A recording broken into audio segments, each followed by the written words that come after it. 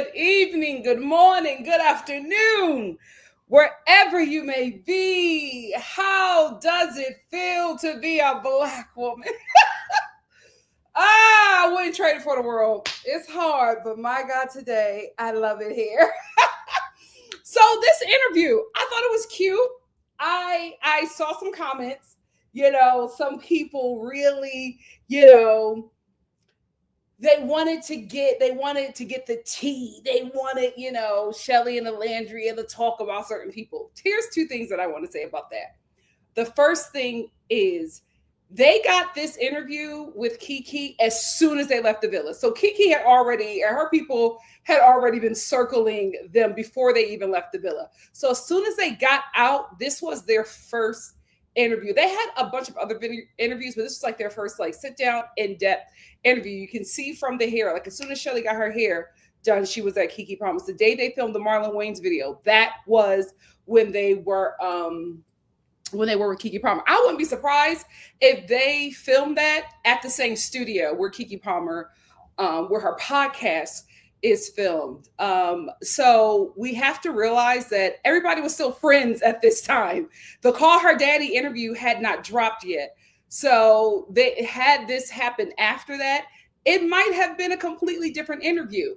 But here's why I'm going to tell you why I'm glad that they had that interview and it came out at the time that it did, and that they sat down and they spoke their piece while still being very cordial, very well put together, and very poised. I am glad that they did that because, like I said before, these ladies are being set up to become legitimate celebrities. They won't be called reality TV stars for much longer. And I honestly think somebody is working with them. There's no way that these kids are conducting their image like this. The moves that they are making are very strategic. And it's somebody who has been in this industry for a very long time is advising them. I don't know who it is. We'll probably never know. But whoever it is, they are doing them right. I think it's probably a Black person who is seasoned in the industry, because the way that they are moving, they're not moving like reality TV stars. They're not doing dance challenges on TikTok. Everything about them is so well poised, so well put together, so strategic. I'm it's a team. It's a team. We won't know yet. But something is happening. I feel like Chelandria and NikkiNicoleStar are going to sign with an agency soon. I know people think that Huda might sign with somebody, but I'm just I don't know. I don't know. Just because somebody has a lot of buzz around them, the kind of buzz is important, right? You don't want to invest money in somebody whose brand was built on hate. You need businesses, because the businesses and the brands that want to work with these people want everybody to shop with them. They don't want to pick such divisive people. So I don't know, but I feel like Chelandria and Shalace and NikkiNicoleStar are going to sign soon. And also, it is alleged that Nick left a meeting with UTA. They said that the paparazzi took pictures of him outside of the UTA building. And it could be that he was at UTA or he was at the Erewhon down the street from UTA. So that could be it. It could, but I wouldn't be shocked if he signs with UTA. I wouldn't be shocked if Shelly and Chelandria sign with WME, because they have a lot of Black women agents there. So I wouldn't be surprised if they actually sign with WME. But we will see. We will see. So I feel like the tea that everybody wants, the clapbacks that everybody wants, you're not going to get it from them. One, because it's just not who they are. And two, because they're being guided properly. They are being guided properly. Whoever is working with them is somebody who is just y'all are going to be on TV shows. Y'all are going to be doing commercials, and you have really big things coming your way. You can't get in the mud with these people. You got to let them pigs eat their feces and turn away. You cannot engage. And it does suck sometimes, right? Because you're just get these people back. I don't let them say these things to you. But in the words of Beyonce, always stay gracious. Best revenge is your paper. And I think that's what's happening here. I think that's exactly what's happening here. Because when I watched this, I was just like, come on, Keke, ask this. Chelandria, say this. Shelly, come on, you know you can. And then I was like, oh, they're not going to be reality TV stars for much longer. They have a very different path that somebody who's been there before is guiding them. And they're listening. Very smart. Very, very smart. Like I said before, if Shalace and NikkiNicoleStar continue to work together, they're all going to be extremely successful. So I get how everybody is feeling, how some people are feeling, but it's just like you're not going to get it from them. You're not. They are going the Beyonce route. Good for them. Good for them. And again, I don't know if they're going to sit down with Jessie Woo.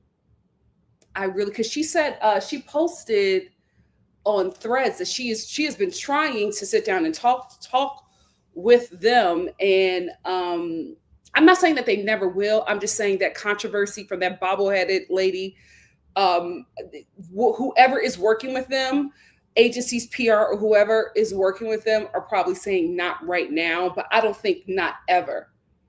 But I just think maybe not right now. So if anybody who is asking or who wants Jessie to interview them, I would say just let it breathe, give it some grace, let this whole thing blow over, let Jessie successfully sue that lady, and then we can. But I don't think that they don't want to sit down with her. I just think that whoever's advising them is just like, not right now. And I would understand that just because of the hate train that bobbleheaded lady is trying to send Jessie Woo's and EJ's way. It will be wise right now for them not to engage to legitimize that hate platform that lady is crafting. I hope that they need to sue that lady. They really, both of them. That's not something that either of them should walk away from, because she straight up lied. And I hope they don't. But because I saw that, and Jessie was just like, I'm trying, guys. I really, really am trying. Give everybody in a situation grace. Give everybody in a situation grace, because the hate train that has gotten some steam is doing damage. And I think everybody is trying to move in a smart, logical way, because what the Black community doesn't have in numbers, we have in wisdom. And I think that these ladies are moving with wisdom. And I think they are being led by someone who knows this industry, knows the paths to take, knows the path to take, and knows the relationships. So they got them mingling in all of these things in the right spaces. You're not going to see these girls at like Love Islander birthday parties of Bombshells or Casa Girls. You're not going to see them doing that. And that's why I think it's very smart for Adriana to make sure she stays connected to Shelly and Chelandria, because she is another person who could absolutely be legitimized from this show, as long as she doesn't get in the mud. And I love the fact that she's not. People are, saying the worst things to her. The hood, the hoodlums and the hood of HQ or whatever are saying really nasty things to her in her comment section, and she does not engage. Very, very smart. They are moving very, very, very smart. Whoever they're listening to, good for them. Good for them, because I feel like they're giving them the right advice. And I absolutely understand people's frustration, but I'm just like, these are not reality TV stars anymore. They're not moving like that. And good for them. What I liked about this this interview with Keke Palmer with Chelandria is that this is what I've always wanted for them. I've wanted them to be on a legitimate platform. I'm sorry. I have watched those basic white woman podcasts and that basic white man / predator podcast that you all were telling me to watch to see how they were tough to watch, because there was no professionalism. You could tell that everybody who was like leading these, who was, interviewing these people, you could tell that everybody's last day of education was the 10th grade. Like you could tell that everybody checked out. It was just such poor quality. I could not believe that these were the big podcasts out there. And it's just like, white people, please stop celebrating mediocrity, because this is embarrassing. This is absolutely embarrassing. And I say that as somebody who did not grow up with mediocre white people. Like, if you are a millennial, we had exceptional whites. I will always say that. The white people, for me growing up, the white people were exceptional, like real talent. It's just like, yeah, the whiteness may have opened the door, but they deserve to be in that position. Not now. Not now. My God, today. So it was a breath of fresh air to watch an actual podcast interview with not only somebody who was professional, but could hold a conversation, who asked the questions that we wanted to ask, and asked as much as she could respectfully, while also navigating tough conversations, giving the ladies grace, and still being very PR trained on both ends, because Keke got a lot to lose as well. So she's not going to mess up her bag. But I just thought that it was very smart for them to sit down with somebody who is a legitimate celebrity, someone who has legitimate hosting experience, and someone whose show is being seen by the right audience for these women to catapult them to the next level. I thought it was genius, and I enjoyed it. I enjoyed the professionalism. I even enjoyed her commercials. Oh my God, when I was watching the Viall Files and they were doing their commercials, I was just like, somebody paid for this? It was so terrible. For that Call Her Daddy girl, she was doing like a commercial, no makeup, looked like she was in the middle of getting dressed. She had like pin curl, her hair was pinned, like she stopped hair and makeup to do this ad. What? But Keke's commercials are so professional. I sat down and I listened to her commercials, listened to the products. It was just such, I miss professionalism. I just miss it. It's no longer there, but I was very glad to see it. Shelly and Chelandria looked amazing. They both looked so, listen, you know how stunning you have to be to make old braids look good? Like, Chelandria looked so amazing. You never noticed the braids. And whoever styled her hair did a great job, because although there was a bunch of new growth, it still just bellowed around her shoulders in such a flattering way. They all looked amazing. They also talked about how the show let them know that this season was huge. Like, before they left, they both had to sit down with the therapist on set to make sure that they were okay, and to make sure that they were prepared for what they were going to enter in to after they left the villa. And they said producers let them know that there's a lot of hate, but there's also a lot of love. And they were like, oh, okay, but they still could not fathom what would be ahead for them. I will also say this. I think these two were also speaking in a way where I felt like they were contractually obligated to not say everything, because I've seen this happen with a lot of Islanders. No, everybody is saying, wait for the reunion.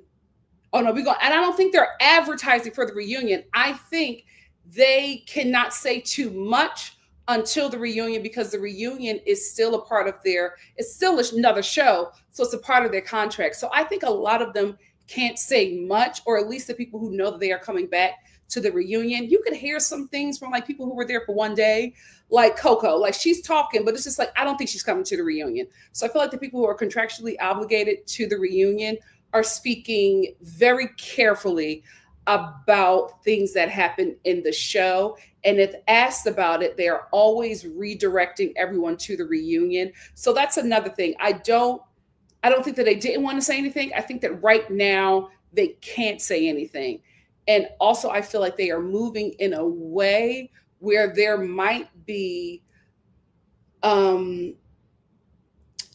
some kind of representation coming their way. And I'm not talking about agencies. I'm talking about lawyers. Like the way they are speaking, the way they are very careful, I'm just like, are we getting a lawsuit together? Something is happening.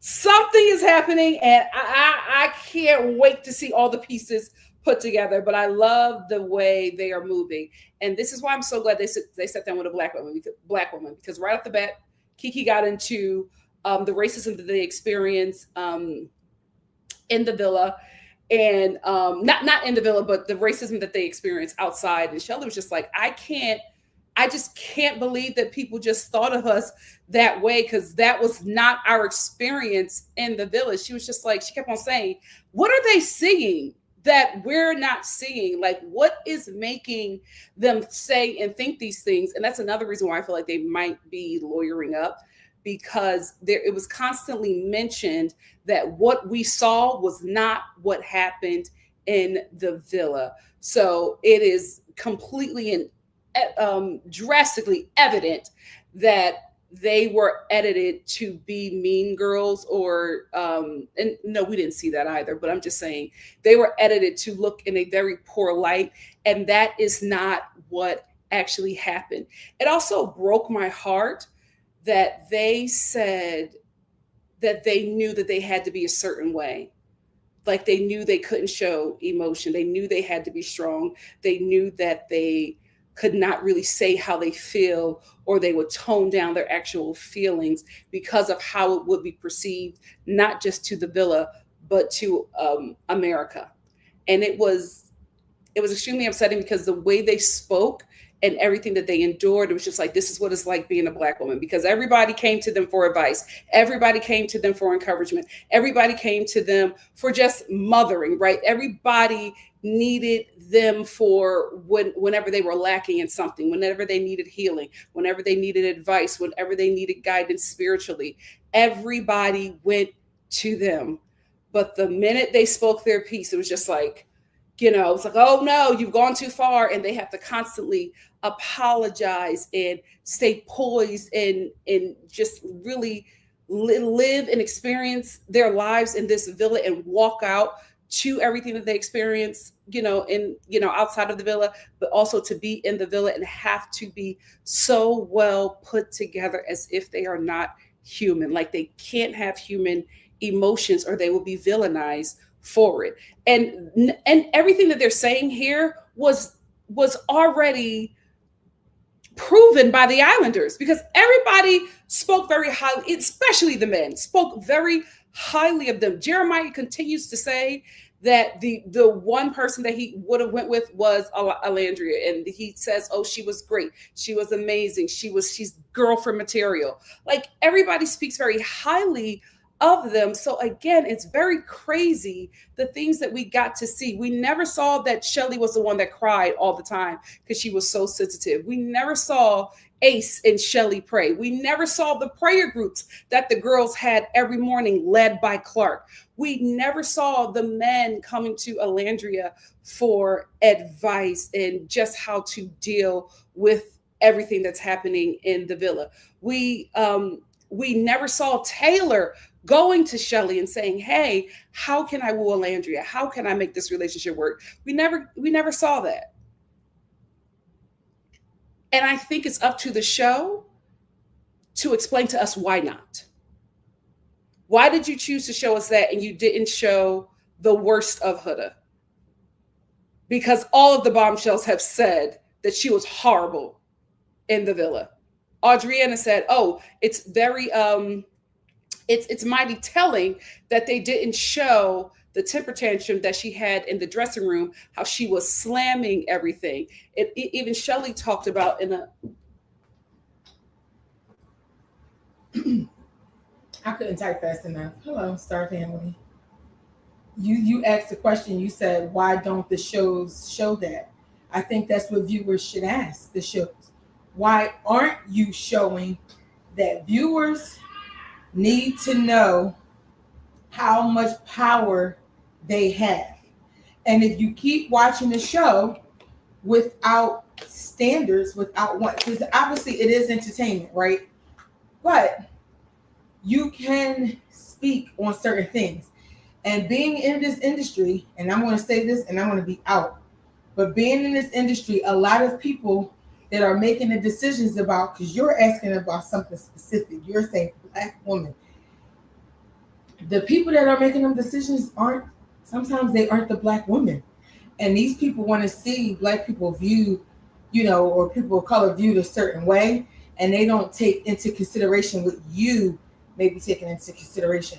So I just want to give the Star family the power and the authority to speak up as viewers, which is why I like and support NikkiStar TV, because you are given a voice. And don't think that people aren't listening, and don't think that it's not getting back. So I'm very proud of you, NikkiStar. Don't interrupt me again. Thank you. Like, thank you, but I didn't need that Sojourner Truth interruption. Anyway, basically, Toya Stars is saying you have to make your voice heard, and I think the only way you can make your voice heard is by boycotting.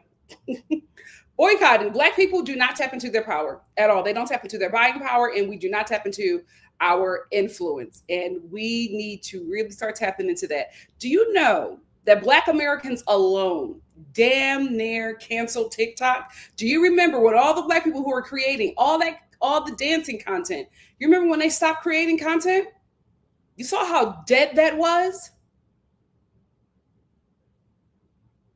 That app almost went away because Black people refused to make content. Did you see how the world was freaking out during the TikTok ban? Because they said, oh no, we're not going to be able to experience the Americans anymore. They meant Black Americans.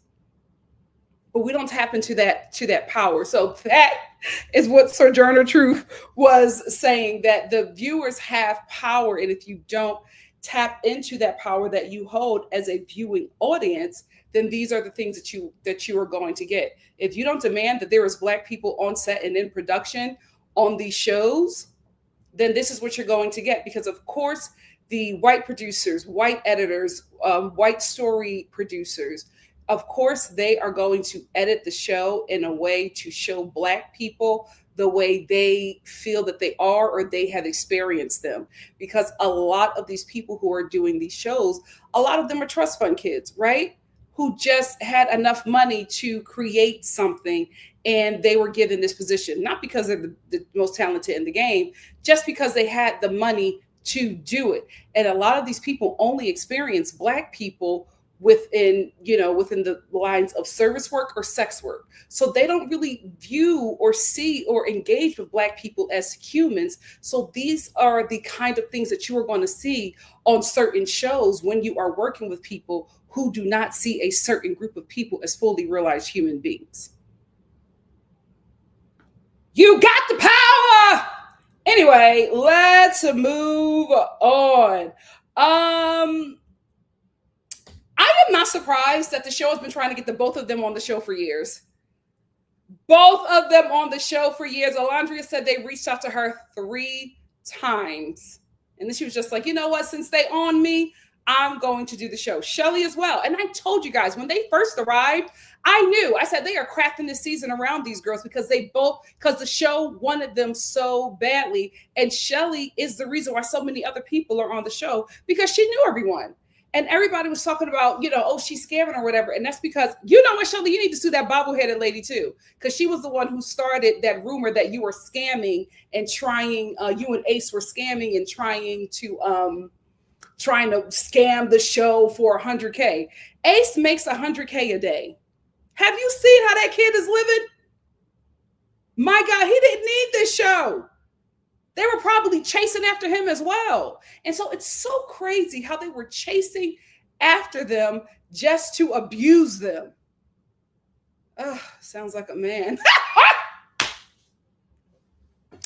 Anyway, I was not shocked that the show was going after them the way they were going after them, because when the show started, these were the first 2 to enter the villa. So these were 2 women they were on very badly, and they absolutely used them to bring the Black audience to this show because they wanted to recreate the popularity of season 6. They once again use Black viewership to make money, only to chew up and throw away the Black cast that made them popular. Keke gets into Austin and she's like, "What was going on with you and Austin? Did you really like him?" And she was like, "I actually did." And Shelly was just, Elijah was just like, "Tell them when you realize it." And Shelly was just like, "I was on the tell." And I was just like, I actually really do like Austin. Keep in mind, again, they just got out the villa. I don't think that they knew that, Austin was a Nazi on his on TikTok. Like, I don't think they know any of that. I will say, but Keke, I thought, did you not? Maybe Keke didn't know about him as well, but they did a whole little segment on him and about how she really started to, fall for him, but Ace was not letting up on her. So Austin never really had a shot with her. And then Alondria says, because Kiki asked her about Taylor, and Kiki was just like, "I really like Taylor, so I could see what you saw in him." And and she was just like, "Well, I felt like he was for me because Shelly knew from right off the bat that I said that I wanted a cowboy. That was somebody that I wanted to. I wanted. I wanted a Southern man, a country man, because they are very. They have manners. She said that she likes how they treat women. And as soon as Taylor walked in the village, she said that Shelly looked at her and said, "That's you." So she was on him right away because she thought that the show sent him for her. I believe that as well, because I'm just like, if you're describing everything that you want in a man, and this black man walks in a cowboy, skips in a cowboy hat, you would assume that he was casted for you. So that's not a far-fetched thing for her to think, especially, when her really good girlfriend is just like, "That's you." Like, it seemed like that environment in the villa fostered for this relationship to be successful. She also talks about how sweet Taylor was, how he was really nice to all of the women. Then Shelly chimes in and talks about how she had countless conversations with Taylor about how to woo Alandria and how to keep her interested. So she was just like, I was very shocked when all of that happened because he never once let me know that he wasn't interested in her like that. And all of the villa felt that way. That's why everybody had that reaction when he picked Clark. The girl isn't crazy. And that's what Alandria was like. She was just like, "I know I look crazy on the show, but that was not the truth. Like, he was actually pursuing me. You guys just did not see it." And Shelly absolutely co-signed. And everybody in the villa co-signed. The narrator co-signed because he was actively pursuing Alandria. She said she got upset with him because he told her, lied, that he fought to save her, that she was in the villa because of him, and that he did that because he still wanted to pursue things with her. And she said, "Well, I was going to go a different way because, I was just like, he has brought somebody back, so he is not interested." She was like, "Well," Shelly was just like, don't let this die out. You guys put a lot of work into this. Let him explore this, but also stay interested." And she said, "He also asked me to stay interested in this relationship. Like, it was him pursuing me." And she said she got upset when he said that he saved her and said that he still had feelings for her and wanted to pursue her. And then he wasn't doing that. So staying on business challenge, she was just like, "You wasted my time, because if you did not want me this entire time, I could have been exploring." But she was just like, "I was absolutely just reciprocating what he was giving me. You guys just didn't see it." And I believe her. I absolutely believe her, not just because Alondra just seems, very trustworthy, but also that reaction from everybody in the villa when he chose Clark let me know that he was playing a game with this girl. They get tested often. I think we all knew that, because Alondra was just like, "I would not be kissing nobody if we weren't getting tested all the time." But they get tested daily on the show, especially right before they do their challenges, just to make sure that everybody is safe. So it wasn't herpes that we were seeing on the boys. It was, just zits. Just zits. Shelly lets Keke know that she's been with Ace ever since. She was just like, since I got out the villa, she's like, "I've been with him. We've been rocking together in the villa." And when we left the villa, she was just like, "I have not left his side. That's my man." I said, she said, "That's my man." So this is the real deal. These two are really, really, really locked in. Alandria, I think that she is really locked in with Nick. Like, before, I just thought that she was a little apprehensive because she does mention, she was just like, "Listen, he looks like the white guys from back home." And she was like, "I'm from Alabama. The white men in Alabama are very traditional." she didn't want to say racist. And she was just like, I did not think that I was his type or that he would be interested in me. Bottom line, this is a woman from Alabama, the deep South.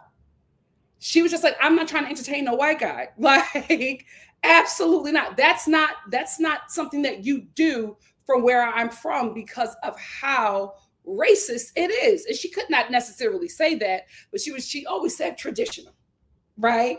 But we knew what traditional meant. So she was just like, everybody, even her mom was like, you can't see this. And she was just like, I did not see it. I did not see that he had liked me the entire time because I just never thought that he would be into me because of where she's from. And she was just like, so I never really looked into it. And even when I felt the spark, I didn't, invest into that just because I just did not think that this could work. I understand what she's saying. And everybody's just like, oh, he loves her. And I'm just like, guys, you have to realize this is a dark-skinned Black woman from the deep South. Dating a white guy is extremely scary for her. It's scary for any Black woman, but a dark-skinned Black woman from the deep South, that's not a risk she was willing to take. So it took all of us forcing them to get together and their parents' approval for her to feel safe and comfortable engaging in an intimate relationship with him. All Black women need to be like this. A lot of y'all are too fast for some Caucasian ping. And that's why we're in the situation we're in now. You so ready to get some damn lobster and pasta. You need to be reading the Slave Chronicles and finding out your history. That's another story. Forgive me. Forgive me. But y'all all need to be moving like this young lady. Anyway. But you could tell she's going on that dude. Like every time Keke brought him up, she would just be smiling from ear to ear. She was just like, he makes me giddy. She just, this is fun. This is a fun little season for them right now. Again, we don't know if this is going to go the distance, but we're enjoying the time that they are together. She also said, and they both spoke about this. She said when she did start to feel something for him, she said, I liked him in the beginning. That's why I kissed him. But, Taylor was on me. So it wasn't really any, space to really explore that with him. And then she said also her and Sierra became friends. And she was just like, even when I wanted to explore with him, I felt bad for doing it because Sierra, like Huda, was very territorial about Nick. It was, she was just like, she would just really, talk to us about him and just be really into him. And she's just like, I can't be this girl saying what's all about sisterhood and then trying to get with my friend's man. She just said, I felt really bad about that. So I did not pursue him the way I wanted to because of her loyalty to Sierra. They also talked about Sierra being removed from the show and saying they did not know what happened. The show just let them know that they removed her.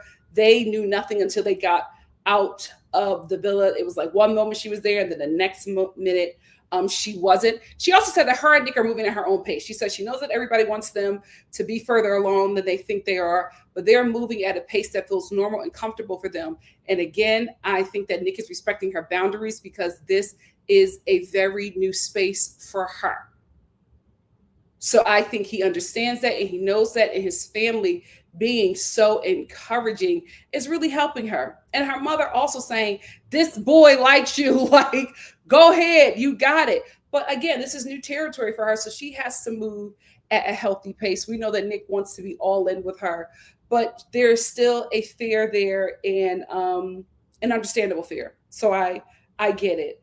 Nick hasn't reached out to Sierra at all. And people keep on asking him about her, but I think out of respect for Chelandria, I don't think he'll ever reach out to her, especially now after that stunt that she just pulled. I don't think they're ever going to have a conversation. Keke talks about Chelandria's caked up mama, and Chelandria is just like, genetics. Also, she did say something. She was just like, everybody keeps on comparing her, because all of the hate that she was getting. She's just like, everybody is comparing me to this. She wanted to say Huda, but she didn't. And she was just like, first of all, compare me to somebody natural first. Let's start there. And I loved it because they were very poised the entire time. But then, we had our little moments. She was just like, if you're going to compare me to somebody and you say that this person looks better than me and I don't, compare me to somebody natural. I know that's right. Don't compare me to somebody who got surgery to look like me. Compare me to somebody who was born with it. Absolutely, I loved it. She also said, I walk into a room and everybody gets intimidated. That is the life of a dark-skinned Black woman. A Black woman in general, but especially a dark-skinned Black woman. My God, today, don't be a dark-skinned Black woman. Don't be pretty and don't be confident. My God, today, you make the devil quiver. And she was just like, that's just been my experience my entire life. I just walk into a room, I'm minding my business, and everybody is just like intimidated by me or scared of me. And she was just like, I can't take my skin off. So we're going to have to just figure out how to exist, because this ain't coming off. And I absolutely lived for that. They were shocked that so many people, the both of them, they were shocked that so many people had a negative understanding of Ace, because they were just like, Ace was such a lover boy in there. All the guys was going to him for advice. He was coaching the guys on how to be better boyfriends and partners to the girls. And she said he was always hugging everybody. He was always so sweet. He was always so kind. And they were just like, to get out the villa and see that people didn't like Ace, they were shocked. And I believe them, because all of the guys say that too. Even Pepe. Pepe is just like, Ace? Y'all don't like Ace? Like, he was the bishop of the villa. So they were all very shocked at the edit that Ace got, just because of how he led in the villa. And Keke was just like, he didn't want anybody touching him. And they were just like, he wasn't like that. That was just a moment of what you saw, but that wasn't what it was like. I really will say this, and I'm trying not to say too much about it, because I feel like Black men need to speak on this.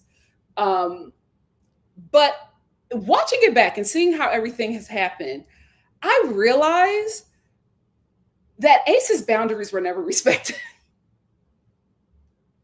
Ace and Chris, their boundaries were never respected. And I think it's because with Amaya, everybody babies her because the Love Island audience treats Amaya like she's an adult with a child brain. It's very, human zoo. You know what I mean? It's like, like y'all want to pet her. Y'all don't treat her like an adult. And I think it's just, maybe it's because of how she speaks, her lisp. I don't know, but they really, the audience really treats her like a newborn. And it's like, or a baby lion at the zoo. They don't really treat her like an adult, myself included. Like when all of that was happening, I was just like, Ace, this isn't right. My issue was that he chose her to spite Shelly, and then when it didn't work out, he didn't want to deal with Amaya anymore, and was upset that Amaya wanted more because she thought that he actually liked her. But if you look back at it, the man was setting boundaries and nobody respected it. The same thing with Chris. So it seems like Black people on this show, as long as they entertained the audience, it was fine. But the minute they had a human emotion, they were all villainized. Because the way Huda HQ is in Chris's comments, I said, I thought you said that he was great for her. That he was the man that she needed. Now he's every N-word under the book in every language. How quickly they switch up when they can no longer use your body for labor. My God, today they talk about the heart rate challenge, and both of them were just like, Huda apologized. She said that it was wrong too. So we didn't understand why everybody was upset. And Shirley said something really important. She said, we're at this time of the interview, they were all friends. She said, we're all friends. We all had issues and we got over it and we moved on. I don't know why everybody is still there. And I absolutely agree. They all made up, but then I don't think that they were expecting for Huda to come out of the villa and just start lying and switch up. Switch up about everything that has happened and now say that they bullied her. I don't think any of them expected that. And I think if this interview happened at a different time after Call Her Daddy, it would be a completely different interview, because they all said that everybody is cool and that everybody is still friends. And at that time, Huda was Hilton. She was Nick and Chelandria's daughter at this time of the interview.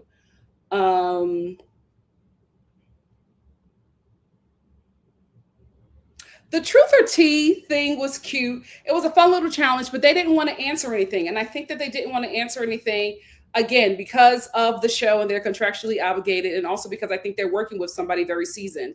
And so they can't get messy, they can't get catty like they want to because they are being legitimized. And so they have to walk a different road as Black women.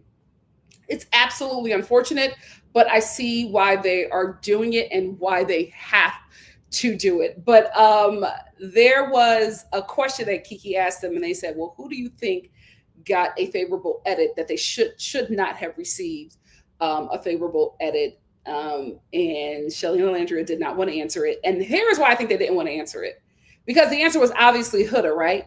But at this time, Huda again was Hilton to Alandria and Nick. And Shelly was like, because that moment let me know that Shelly been telling her about Huda. And she is the friend who didn't want to see it. She is the friend who wanted to give her the benefit of the doubt. And so Shelly was just like, and she looked at Alandria. Alandria was just like, so he was just like, do you want to phone somebody? And so they called Ace, and Ace gave a very PR answer. And I'm just like, yeah, they're working with somebody. They are working with somebody. But Ace said he wants to be on the Keke Palmer show, so we will see. Also, did you see that Ace's name in Shelly's phone is Boo? I know that's right. I know that's right. Shelly says in this game that Keke created with them, Shelly says her top kisses were Ace and Sierra. Alandria says her top kisses were Nick, Ace, and Jeremiah. And I think she's talking about the cabin, because the way Jeremiah kissed her in that cabin challenge, my God, today.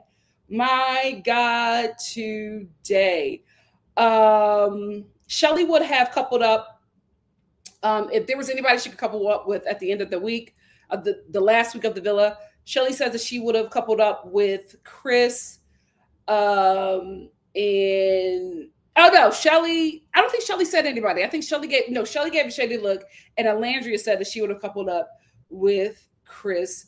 They talk about Zach for a minute, and Alandria was just like, because she saw a couple of things that he was saying about her, and she was just like, I told him I was a slow burner. I told him that I was a slow burner. So for him to try to ask me for a kiss after knowing me for 2 days, she said that was odd to me. I would never move like that in the real world. And that was one thing about watching her in the villa that frustrated me with Alandria. I was just like, this ain't the real world. You got to move a lot quickly. Now looking back, I'm glad that she went at the pace that was comfortable for her. I'm glad that she went at the pace that was comfortable for her, because if she had to switch up like Bella-A had, she would have been villainized even more. So I'm absolutely glad that these ladies moved the way that they moved in the villa, because they're no matter what they would have done, they would have been villainized. But I am proud of how they held themselves in the villa and how they are holding themselves outside of the villa. And Landry also mentioned, she was just like, I explored a lot. I don't know why y'all didn't see it. She said, I explored, I talked to every guy, but I'm just not an overtly sexual person. And I think that absolutely has to do with her being not the only reason. She may have her own reasons, but I think her being a dark-skinned Black woman is absolutely a reason why she moves in a different way, because dark-skinned Black women are lusted after. They're not like put on a pedestal as somebody to like be with and love on. That's why everybody is freaking out seeing these two dark-skinned Black women loved on, and these men are yearning for them and treating them humanely and, you know, whatever they need, making sure their feet never touches the ground. People aren't used to seeing that. So she absolutely gives me that she's been lusted after, that she has not been loved on like she wants to. So she was like, I move at a different pace because, you know, that's what's comfortable for me. And I agree with it. I absolutely agree with it, but I absolutely think that she moves at that pace because of the way men lust after her.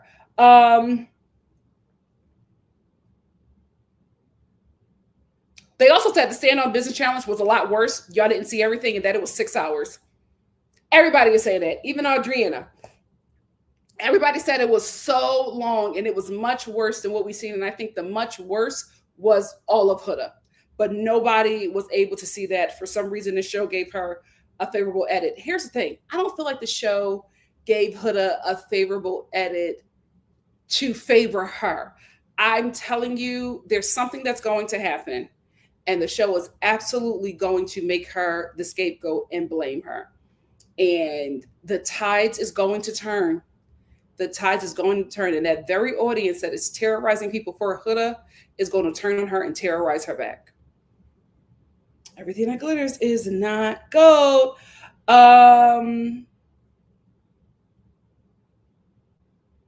Sierra reached out to Shelly. I think she was making her rounds, apologizing to everybody, but she absolutely apologized to Shelly for like how she left the show and was just checking in on her because again, they were all really friends. But Alandria was just like, she hasn't reached out to me. And I don't think Alandria's going to reach out to her. And I don't think she should. I think they need to just let that go. Let Sierra crash out in Mykonos, but just don't even interact because at this point, their interactions will be about a man and it never goes good. It never goes good when you're meeting over a man. So I don't want her to engage with her and I don't want Sierra to reach out to her at all. I think they need to just let that go. They also spoke about how they couldn't move like the other girls because they're Black women. They were just like, we can't have crash outs. Shelly was just like, I had a conversation with someone at the time who was a friend, and we talked about boundaries and how she set boundaries. I respected them. She didn't respect the boundaries that she set that I also agreed upon. So that was my issue. And Keke was just like, oh, I would have been mad too. She was just like, yes, that just makes sense. So she was just like, us being mean girls? Absolutely not. And they both doubled down on it. They were just like, we're not mean girls. So wherever that is coming from is just very weird and very odd that people would say that we are mean girls because that is not who we are. And that is not how we held ourselves in the villa. And once again, their fellow islanders confirmed that. I will say this. Keke mentioned Clark and Alandria was just like, oh, I didn't know that Clark was, doing all that stuff. Like, I was really surprised because she said in the villa, we were girls. Like, she was just like, I never had any issue with Clark. I just had an issue with Taylor and how he went about, choosing Clark. She was just like, if he would have been honest with me, I could have moved on and done something else. But he was not being honest. And then he just did the whole thing about choosing Clark. And Alandria said, well, now that I'm seeing all the looks and stuff that she was giving me, and I was just like, oh, I didn't know you felt that way. Here is the thing.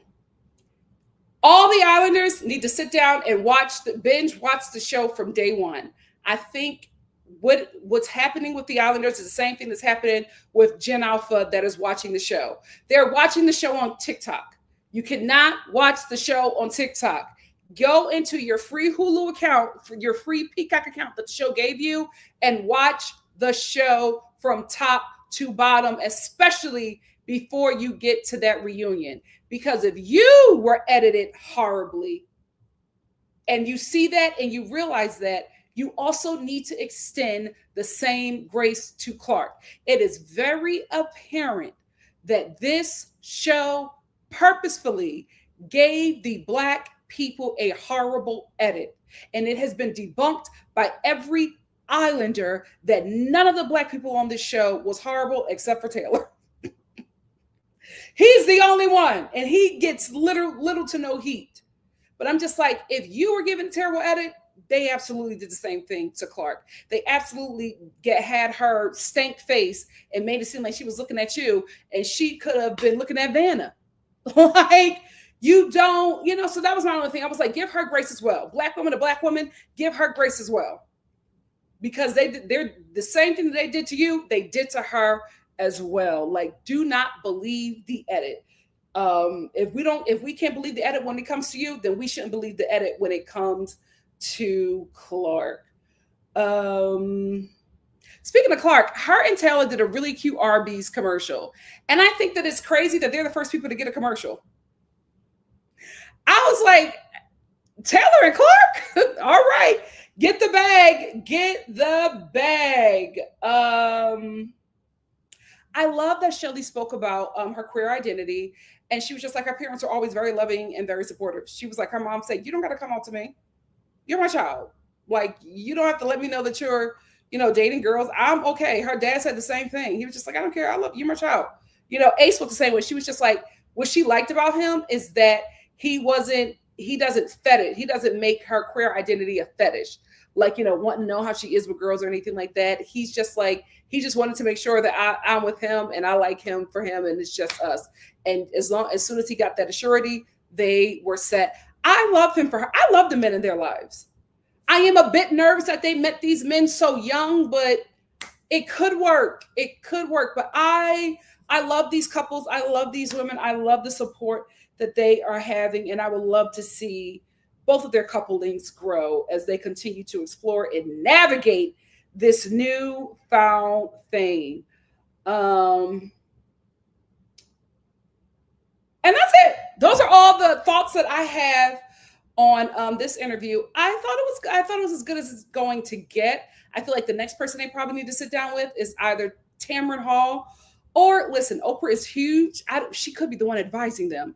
I'm not sure if this show is on their radar, but if they could get a sit down with Oprah, absolutely. That's when they can cry. That's when they can be honest about the pain that the racist fans have inflicted on them. That would be the perfect setting for them. So my hope for them is that they sit down with Tamron Hall and Oprah next.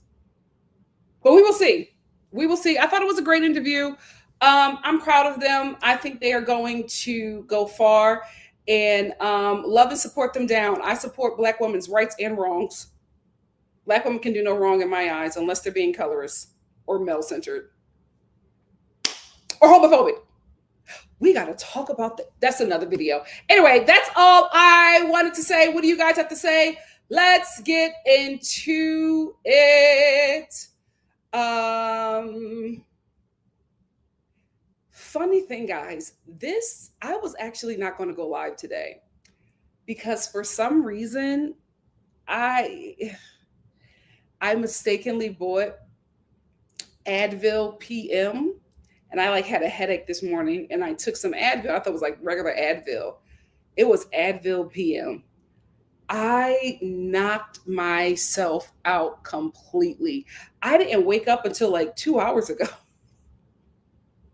And my mom was like, "Are you sure you can do a live?" I was just like, "I'm a C girl. I'm a C," but I feel like I'm holding it together. One thing about it, if you need to fall asleep, Advil PM is that girl. Hey, Derek, thank you so much for the super chat. Derek said, as a 35-year-old man, I hate to admit the way Ola smiled when Keke first brought up Nick made me kick my feet under the table like a little kid. I am an adult, Nikki. We're the same way. We're the same way. For some reason, Chelandria has touched us. And I think it's just because it's just a couple that just loves each other. We don't really see it that much. It's so much divisiveness right now between men and women. And you don't really just see just couples, especially young couples, loving each other out loud like this. And especially a man just being so in love and not being called, gay or soft. It's just like he's making it so normal to be in love. And I love it. I love it. But that's the same thing. Me too, Derek. It's the same thing. I kick my feet up. Just watch. I smile from ear to ear because it's just so beautiful to see. It really, for all of us that get it, it's a beautiful sight to see. I am wishing them the best. I hope they can weather some storms together. El Boogie said, "Hey, y'all, gonna try to lurk tonight, knowing that every time I say that, I'll be in here running my mouth." You sure do. Welcome to the chat, sis. Emelina said, "Hey, Nikki, excited for a live today." Amen. Josie said, "I'm glad the misogyny was addressed, but I think more could have been said, but I get it. They can't say too much." Yeah, I agree as well. Dia said, "Hi, Star. Love that Keke provided the girls a fun and safe space." I absolutely agree. Justamina said, "I love that they did this together, but now I need separate Shelly and Chelandria deep dives." Me too. I think that this interview could have been longer. And I think that they both needed more time to speak to situations individually. And here is why I say that. I think that they were both in protection mode for the other person. So, when Shelly was saying something that Chelandria knew was uncomfortable for her, Chelandria would just like tense up and she would be looking and just making sure, checking in, making sure she's okay, and I'm like, I get protecting your friend, but I need us to let her be raw. You know what I mean? Because Alandria is making sure she don't say anything, like really just protecting her friend and fighting for her. And the same thing with Alandria. Whenever when it came to same thing with Shelly. Whenever it came to Alandria, Shelly would be looking. Make it like really locked in because how they had to fight for each other. So just making sure each other is protected and not allowing them to say too much, and supporting each other and just not saying anything at all. I think that's great. But now it's time for them to go to a space where they can be raw, because we have to humanize them. They have to be humanized. Mama Star said, hey, Star family. I hope everyone has a fantastic day today.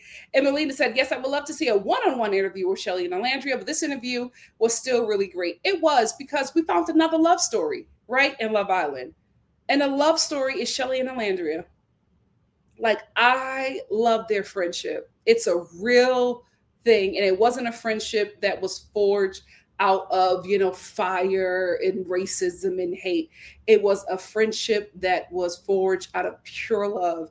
And by the time they got out that villa and had to fight and experience all that hate, they had a core foundation of a friendship that allowed them to get even, have an even stronger bond. I love their friendship. I love their sisterhood. Denise said, this interview is old. They said it was their first interview, so it must be from a week ago, before a lot of recent controversy with Hildegard and Sierra. Yeah, absolutely. Mari said, yes, it was before the Call Her Daddy one came out. Kind of a bummer. Here's the thing, guys. I think even if it was after Call Her Daddy, I think they would have been the same way. And Melina said, yeah, I was surprised to hear Alandria hasn't watched the show yet. They have to. They must watch the show. GP, thank you for the super chat. Thank you so much. Alexis said Keke should have dropped this interview last week after filming it. I think the only reason why she dropped it now is because she had other interviews scheduled. They bank interviews and they schedule them when to come out. So that's why. I think if she wanted to, even if she did that, I don't think it would have worked, because there were other interviews that were already ready to go around that time. And a lot of times when people come on that show, they're advertising something. So she can't bump an interview of somebody who's just got a TV show that dropped and they did that interview to advertise that TV show. So I think that's what happens there. That's what happened there. Hey, Celeste, how are you? Pepe said, considering the timing of when this was filmed versus when it dropped, I think our girls did a great job. And they and Keke represented themselves well. I'm glad they were in a safe space. Absolutely. Here's the thing, especially for Black people and the season that we're in.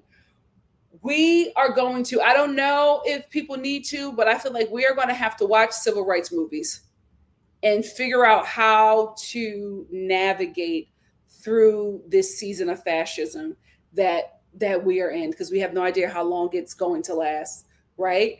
So we are going to have to take notes from Shelly and Alandria, and we are going to have to fight a different way. We have to hold our heads high, keep ourselves together. Don't let them in. Don't let them steal our energy. Don't let them disrupt us and what we're doing. And we also have to come together as a community, because it's bad out there and it's only going to get worse. I hate to say it.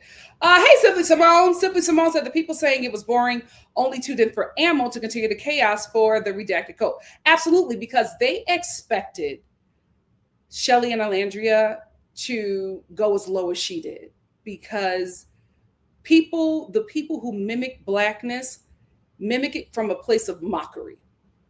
They don't empathize or sympathize with us, because again, a lot of those people do not see us as fully realized human beings.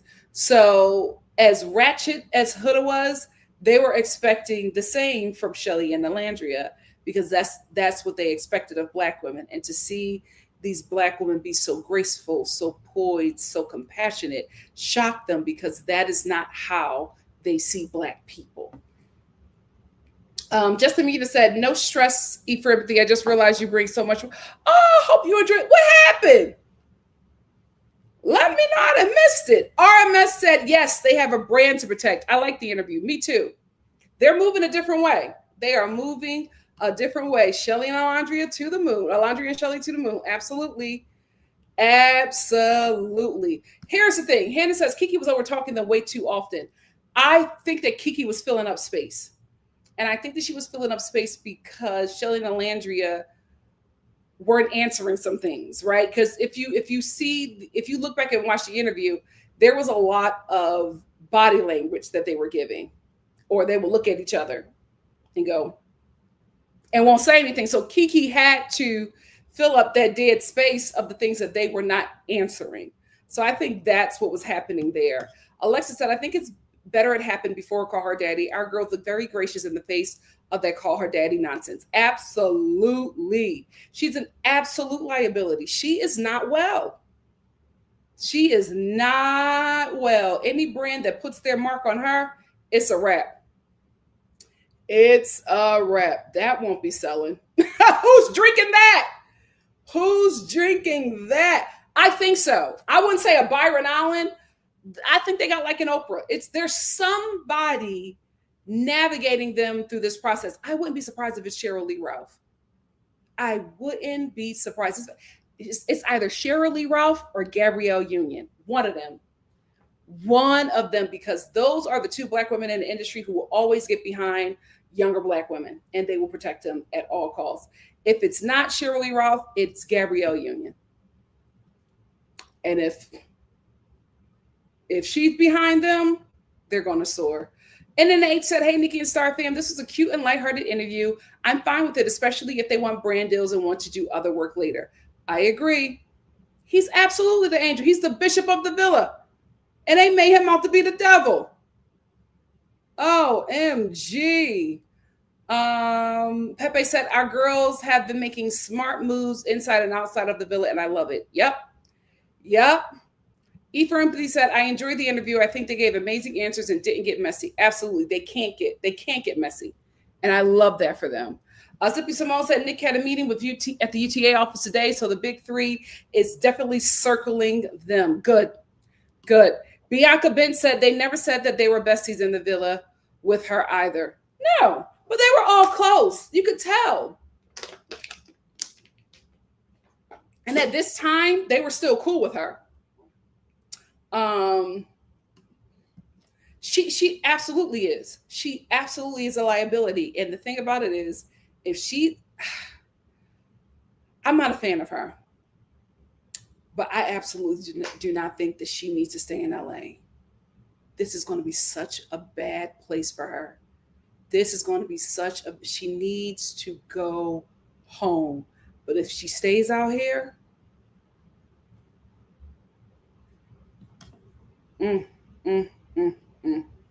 Lavender Girl said they're always so graceful and stunning. Always. Justamina said, does that sound like something you want? Because let me tell you, you're never gonna get it. Yes, Ayala. Yes, not all press is good press. Yeah, your name could be out there, but it could also work against you. And Melina says, Shelly and Alandria are definitely going to work with Fenty Beauty in the future. I see Fenty, I see Sacred, and I see Danessa Myricks. Justamina said, I think Alandria is saying her fans say things she can't, is letting us know they are not going to clap back. Best revenge is their paper. Absolutely. And she was just like, she said, I love how they love me. Like, she's just like, I needed that. And I'm just happy that they see the love and they feel the love. Ephraim said they need to take the light road, take the high road. Unfortunately, they're doing a great job of it though. They made us proud. That's where I feel like every Black American is going to have to go at this point. I'm not saying taking a high road to the point where we're getting milkshakes poured on our head, but I'm saying that we're not going to be, we can't engage in the nonsense. We can't give our energy to the nonsense because a fool can only argue with another fool. If they have nobody to argue with, everything dies out and goes away. There's going to be something big. There's going to be something major that happens, and everybody's going to move on to something else and forget about, this show. So I think they're making sure that when it's time, when everybody moves on from the show, that they no longer need the show to stand on. And I think that's very, very smart. Please make sure you like the video, guys. Alexis said, yeah, Chelandria won't clap back, not now. And not at the reunion. They had too much to lose. Them age restricting their comments was the first sign. Yep. Give me Shelter said, clapbacks are beneath Chelandria and Shelly. Yep, they are only required to share their truths and move on to bigger and better things.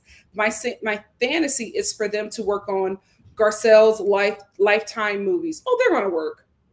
They're all going to work. Yep. Absolutely, because they talk about her all they want. She still wins.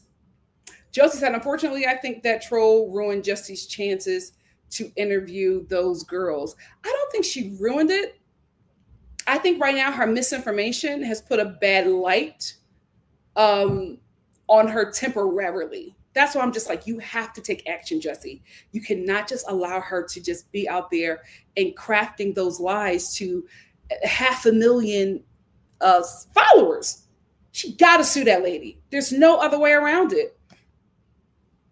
I think she will. I just don't think it'll happen right now. Nicole said, I don't know why people are disappointed in the interview. I figured they would keep it classy and PR approved. It was good, especially since it was before the Call Her Daddy interview. And Melina said, I think maybe in a couple of months they will interview with Jesse. I think so too. I think around the holiday season. The N and the H said, and if they are talking to Serena and Cordell and Lauren and Cameron, I'm sure they are telling them what to do. Absolutely. Absolutely. Eper Empathy said, I'm happy there are people in the comments defending Jessie Wood. Me too. She needs it. That lady is literally trying to take her down. With just pure lies. It's insane. But see, that's the thing about TikTok, which is why I don't enjoy TikTok. It's not the best platform for me. The best platform that I think content creator-wise is YouTube. TikTok, for me, I'm on TikTok because of the comments. The people in the comments are the funniest thing ever. They give me Twitter, but just a bit more elevated. That's the only reason why I'm there. The reason why I don't like TikTok as a platform, and it can go away today and I will be okay, is because the way they allow lies and just, the way they allow their content creator to peddle lies is insane. It is a sewer full of misinformation on that app, and it is never checked. That's why I love YouTube. You can't get on this platform and lie. They do not play. You better be telling the truth or they're taking everything. And I love it. I love it. Mari said, sounds like she's on it. She didn't specify, but there is behind the scenes stuff happening. Hopefully it will move quickly. Absolutely. Hey, Miki. Miki said, hey, Nikki, I love Bae, but not everyone is Beyonce. Sometimes you need to speak up about bull. You can, but when you look the way Shelly and Chelandria do, you don't have much protection. And that is a fault of the Black community. The Black community has to get rid of colorism. The Black community has to get rid of homophobia. The Black community has to get rid of misogyny. The Black community has to get rid of the patriarchy. All of those things are ruining us as a community. There is no way that any Black person, no matter what they look like or who they choose to love, should not feel like they won't be protected by their people. It's ridiculous. And that is the fault of the Black community. We got to get it together. Hey, Nasby, thank you for being here. Anna says, Jessie is taking action in silence and said she's not showing her hand. Smart. I hope she shows her hand in court. Take her for everything she got. Listen, sometimes you gotta sue. Like them people that sued Fox News, and they got $1 billion or so. Remember that? I forget the name. Let me know that if you remember the name in the comments, please write it down. Fox News ran this whole report that I think it was in Georgia, this one place in Georgia was rigging the election. There was no proof. They just said it. And that those people took Fox News to court and want multiple billions of dollars They won, and Fox tried to fight it, but they could not. They never thought that them people from that small little Georgia town was going to fight back, but they fought back and they won. The black woman who was working as what do you call it, voting registration, I guess, at one of those voting centers that Fox News said was rigging the election. They mentioned her name. She was harassed. Her mother was harassed. Kanye West sent somebody there to intimidate her, to rig the election. She stood her ground. Giuliani went after that lady. She sued.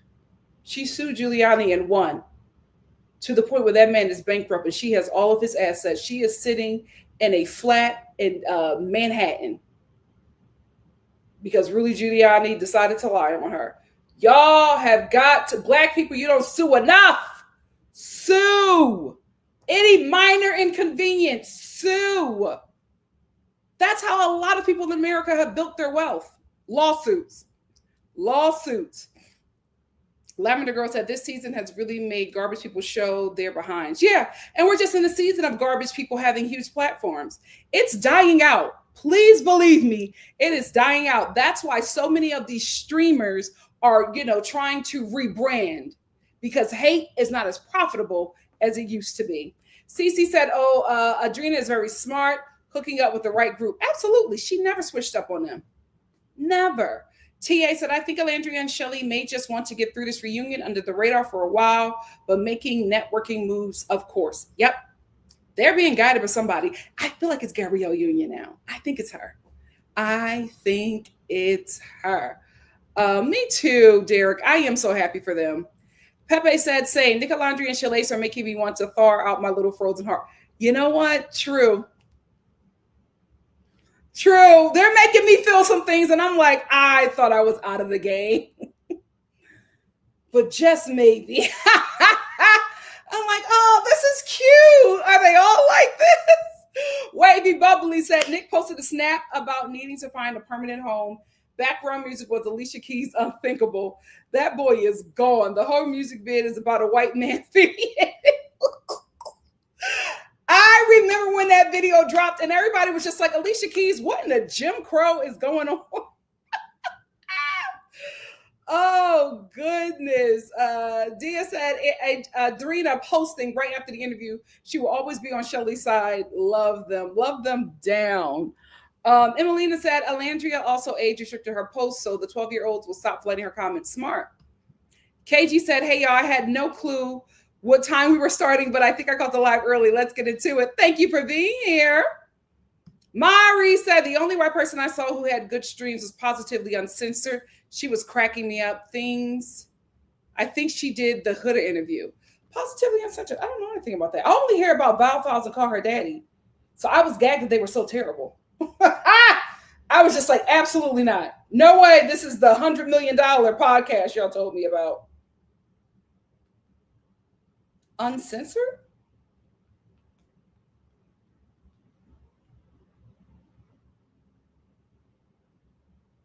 Who is it? I don't know what that is. Oh, yeah, I know her. She has good points. I have to be honest with you. Her content wasn't like this before. Shout out to Black women. Black commenters really steered her in the right direction. You like her streams because of Black women. Black women got her there. She wasn't like this in the beginning. Kay said, Nikki, you're right. We used to have such exceptional whites, especially in music. Everybody was so talented back then. Everybody was so oh God, the whites were putting out hit after hit. And they were not, talking with a faux black accent or trying to be black. They were just like white kids who made music in their garage.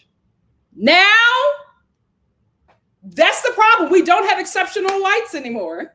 We don't have Black people who are Black and proud. I always say this, that millennials are so amazing because we grew up in a time where the NBA was Black. Do y'all remember that? Do y'all remember when athletes were proud and Black and they had monoracial Black girlfriends? What a time to be alive. We lived through the season of AI. Allen Iverson, for all of those who are too young. My God, today we had a good childhood. We had exceptional whites, proud black people. It was a time. Everybody was so talented back then. You know what? I hate to say it, the boomers were right. The boomers were right. The season of giving everybody a trophy and letting everybody know that first place doesn't matter anymore.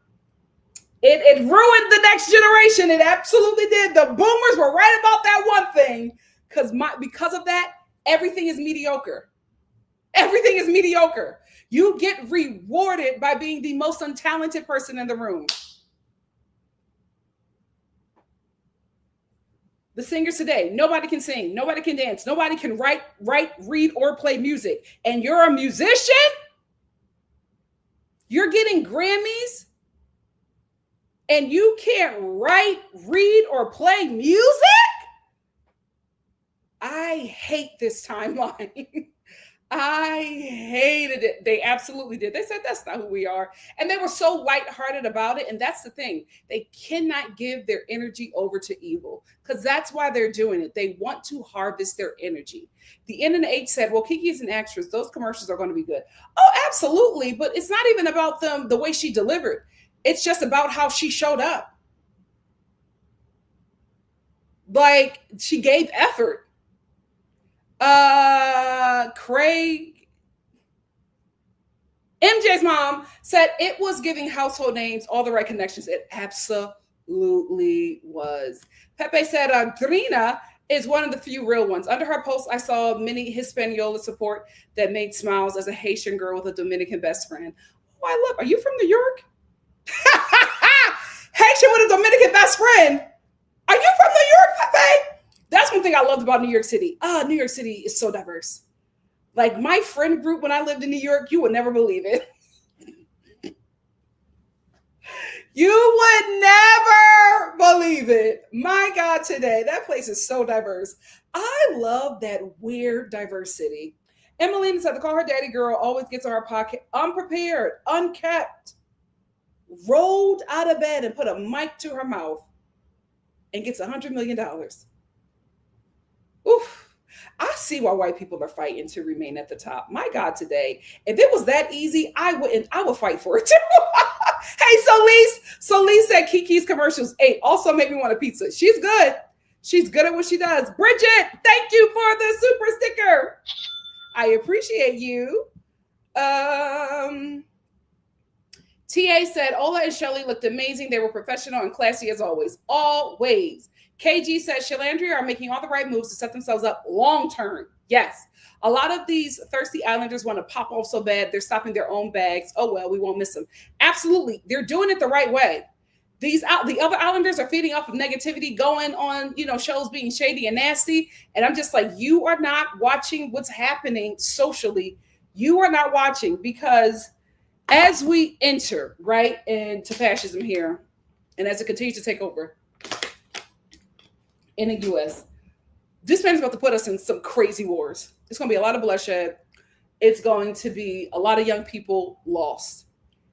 And all of that hate, all of the negativity that people that put out because it was profitable, they are going to have to answer. They are going to have to answer. So everybody is rushing to rebrand. Joe Rogan. Oh, I never knew that he was going to do this. I would have never had this guy on my podcast. Andrew Schultz. I would have never voted for anything like this. This isn't what I want. Don't rebrand now. This is your fault. Hold their feet to the fire. Everybody else remain gracious.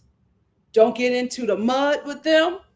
Hold your head high because the tides will turn. Emelina said, yes, Nick's sister had to remind him to wait for the reunion to spill more tea. Yeah.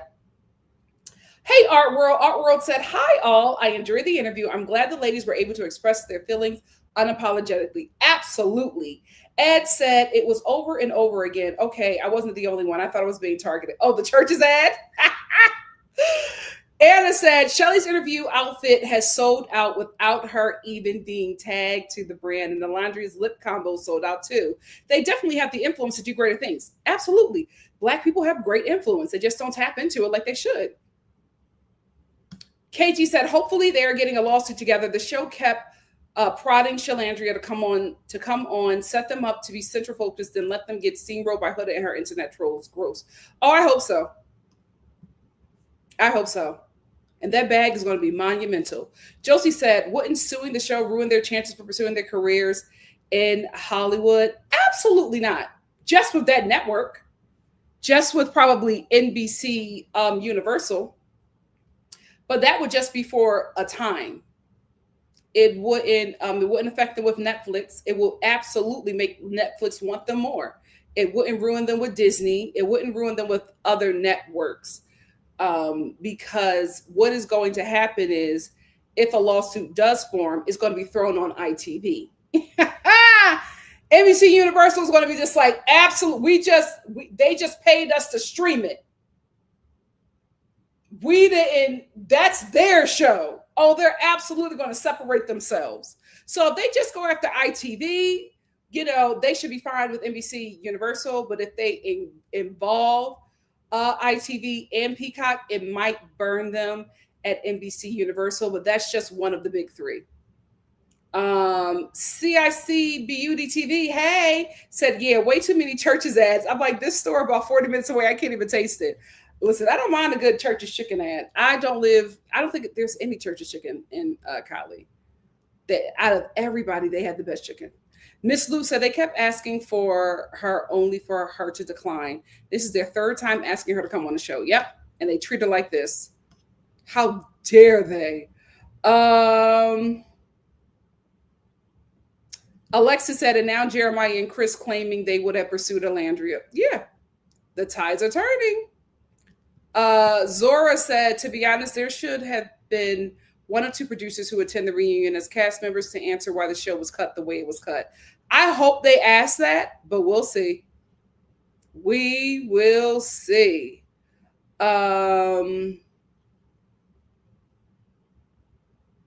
Simply Simone said, we know good and well what the production team, yeah, when they showed it, we were just like, of course. Ed said, in my opinion, I don't think that their editing was bad. I think a lot of the audience were too immature to really grasp what they were watching. I will say that as well. I will agree and disagree. I think the editing was bad. And I think that because of what every Islander has come out and said about the people, about Shelly and Chelandria and Ace. There was absolutely a misdirect concerning the editing, but I also agree that the audience is too immature to really grasp what they were watching.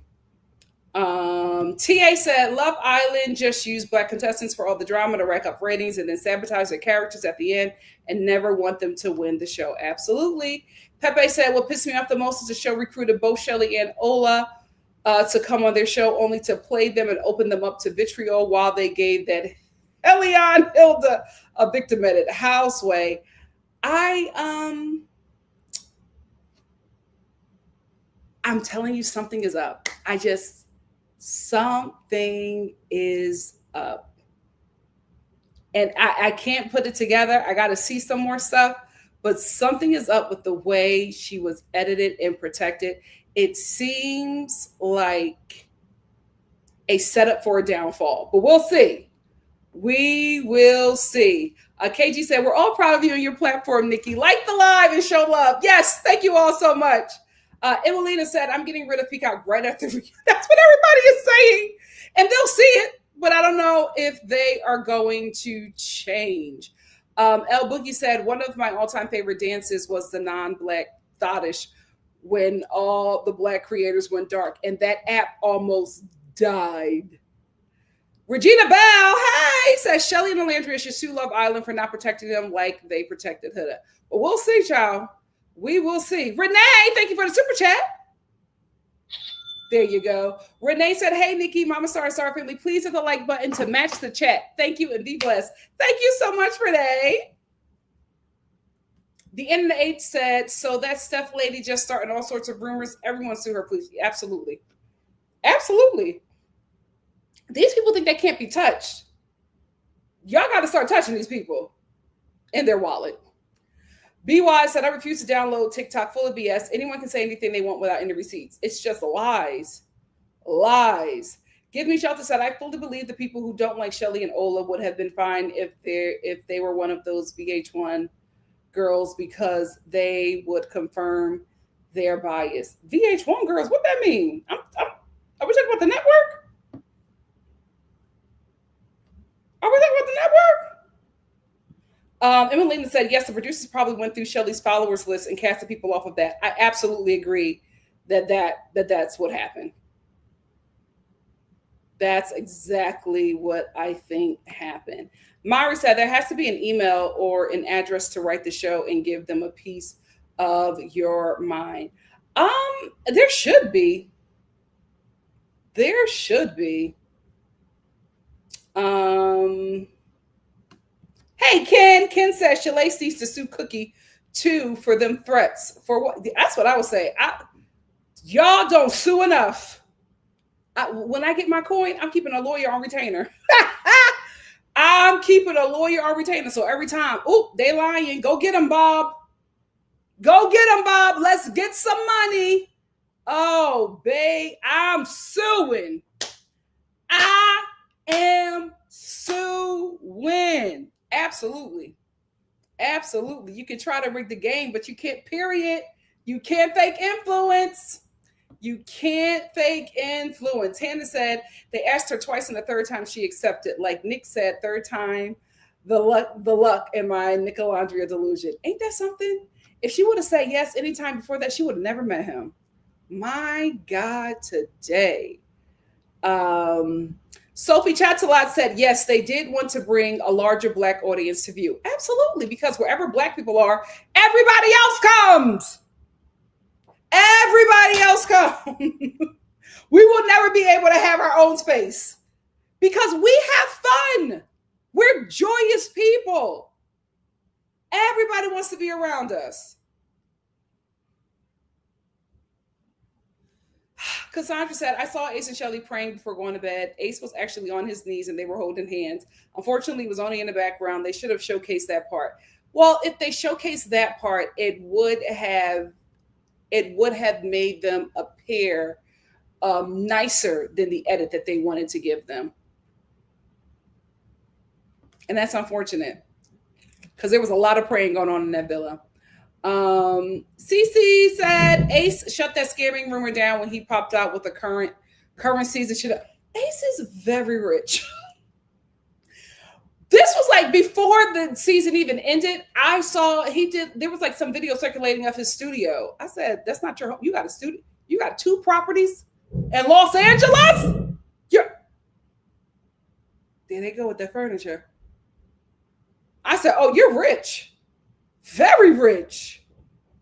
Oh, wow. It's Simone said, Austin said his mama loves show.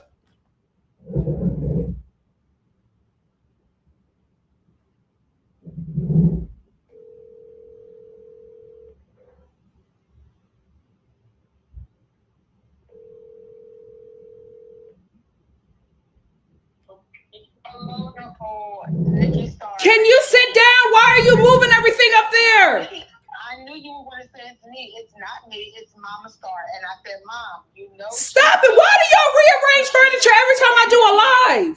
You can't move our furniture while she's on. Like, what is it? What's going on? The sun is about to set. Family. Stop. Everybody sit down upstairs. I want everybody in the comments to say how much they love TikTok because Nikki. Every time the sun is about to set, what are you moving furniture for? Why? Sit down. Hey, it's Simone. Hey, Simone. Said Austin said his mama loved Shelly and wanted her for him as well. Of course. Shelly is gorgeous. Ken said, I don't think I'll ever watch Love Island again. They used the Black viewers for relevance only to disrespect our talents. It was bad. It was they didn't do well this season. Give Me Shelter said Keke's interview style doesn't do it for me. I needed Tamron Hall. Well, that's the thing. I think they needed that joyous, fun interview and just a really chill interview before they get to the intense interviews. And I think that needs to happen after the reunion. Janelle said, I was so confused when Keke said that Austin was handsome. I was like, girl, please. Yeah, I was like, Keke. Check in. Hello.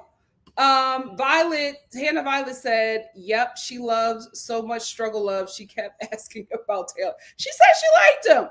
Listen, Taylor was likable until that whole I choose Clark thing. And then he came out the villa and he was still going after Chelandria. Taylor has now switched up because he sees how powerful the NikkiNicoleStar nation has become. And he realized he doesn't want to go against that. Now he's switched up and they're loving and joyous and all of this stuff. But he had a real problem with Chelandria when he left that villa. His first few interviews outside the villa were not nice. Devonda said, because Chelandria said Nick said he feels pressure and said they're going slow. Yeah, well, I can see that. People have crafted this idea of them in their head and they want certain things to work out a certain way, but it's just like, these are two individuals. They are not your Sims. Let them be. Ed said, I'm going to have to say this footage with Taylor because I don't believe it. I think Chelandria took small little gestures and blew it out of proportion. I have to disagree because everybody, including the narrator, agrees that this man was pursuing her heavy to make her believe that he was interested in her. Everybody has said that. Everybody that was there and watched and experienced them agreed with Chelandria and said the same thing. Denise said, right, Nick was playing football with the boys and Charlie accidentally busted Nick's lip. Yeah, and the same thing happened with Bella. It wasn't herpes if she bit her lip. No, somebody bit her lip in the kissing challenge. Deborah said the producers chased Ola down just to willfully let her look crazy, desperate, and pathetic by showing none of Taylor's interests. Evil. It was just like some humiliation ritual to like humble Black women. It just seemed very weird to me. Yes, we all caught it. We all caught the traditional. Alexis said, Keke obviously wanted Taylor and Chelandria together. We are not doing struggle love no more, just in the name of Black love. Amen. BY said, I refuse to learn TikTok. There is no accountability with the creators. I prefer YouTube. Yeah, YouTube don't play. You're not going to go up here and just say anything. YouTube would be like, I would take that whole channel. Keep lying if you want to. Megan said, oh, yeah. Oh, gorgeous. Megan said, oh, yeah, Chelandria is gone. You see it more and more day by day. LOL. Both of them are down bad and good for each other. And their relationship can foster and become extremely healthy because it is supported by their families. And their families are working to make sure that relationship continues to grow in a healthy environment. FR said, one thing that irked my nerves about the interview was when Kay said, for real, one thing that irked my nerves about the interview was when they kept talking over each other. I wish Keke controlled that more as a host. It made the interview feel kind of chaotic and unprofessional. I will say, I think that they talked over each other. It felt like a defense mechanism to me. I felt like they were protecting each other. That's why I said I want them to have separate interviews and just be raw, because they both were just protecting each other. And I'm like, I need y'all to be in the moment. One thing I learned about this interview, Shelly's a talker. I did not know that Shelly was such a little talker. She was not shy. She was ready to get into it. She did this interview very well. She held it very, very well. I wouldn't be surprised if she starts a podcast. Bianca said she seemed so happy when speaking about Nick. Oh, her cheeks. And she had to touch him. She was just like, I get so giddy when I speak about him. That's how you should feel. Stay right there. When it stops feeling like that, get out. Denise said Nick has a video with all of his stuff loaded in the car and saying that he's moving. Does anybody have any suggestions? Apparently, all of those subscriptions to TikTok are allowing him to move. Well, he was also looking for a place with Brian and Chris. So I think they probably got a place. Kay said, I didn't really feel no shade from Keke about Nick or Chelandria, though. Maybe I missed that part. I didn't get shade either. Well, again, this was right after the show. So we have all seen so much, like so much has happened in like a week. This seems like old stale tea, and like, why are you staying there? But this interview is old.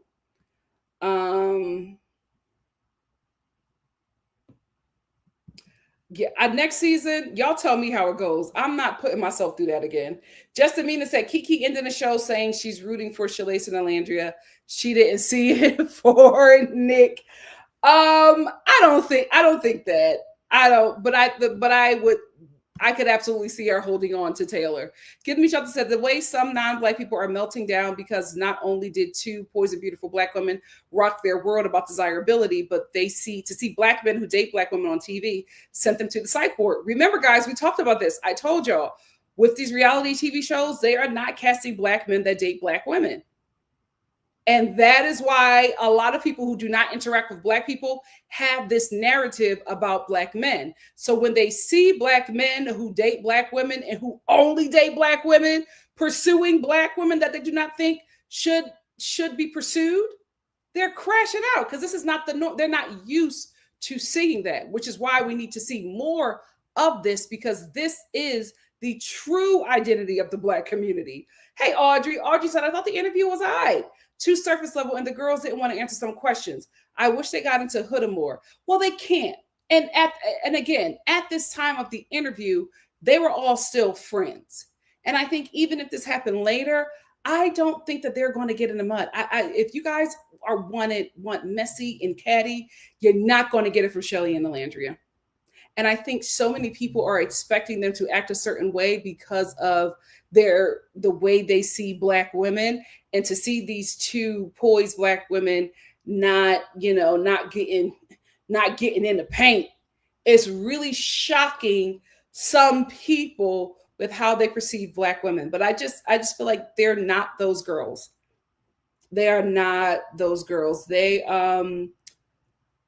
You're not going to get a girl fight out of them. These are like Meghan Markles and Michelle Obamas and Beyonce's. They're Serena Williams. They're gonna hold themselves a different way. They're not going to lower themselves to a Huda level. They are just going to hold themselves up. They have their community that will pour into them. And the way they get back is being successful. Again, always stay gracious. Best revenge is your paper. TA said, Ola needs to just enjoy her youth, have fun, and enjoy her connection with Nick. Same thing with Shelly and Ace. Hope they have a good time and see where it takes them. I absolutely agree. Alexis said, Keke ended the show wishing Ola the best with whomever she chooses is probably because Ola told her that she feels pressure from the media to move quick with Nick, and Keke was being respectful of that. Hopefully. Pepe said, I'm from LA, and as liberal as Kylie is, I'm weary of dating out because you need to vet, or you might be sleeping with the enemy. Absolutely. I had 2 Nicks in my life. One I almost married, and the other, oh, Jesus. Oh, Jesus. You got to be careful. You always check the temperature of the family first. Before you get involved, check the temperature of that family, because that's who he really is. Devonda said, Edge, I saw the interview, and they did say that Nick was saying he felt pressure. They both did. They both did. And I can understand. I can understand. Their fans made a 2.5 hour movie about their love or their relationship. That's a lot. That's a lot.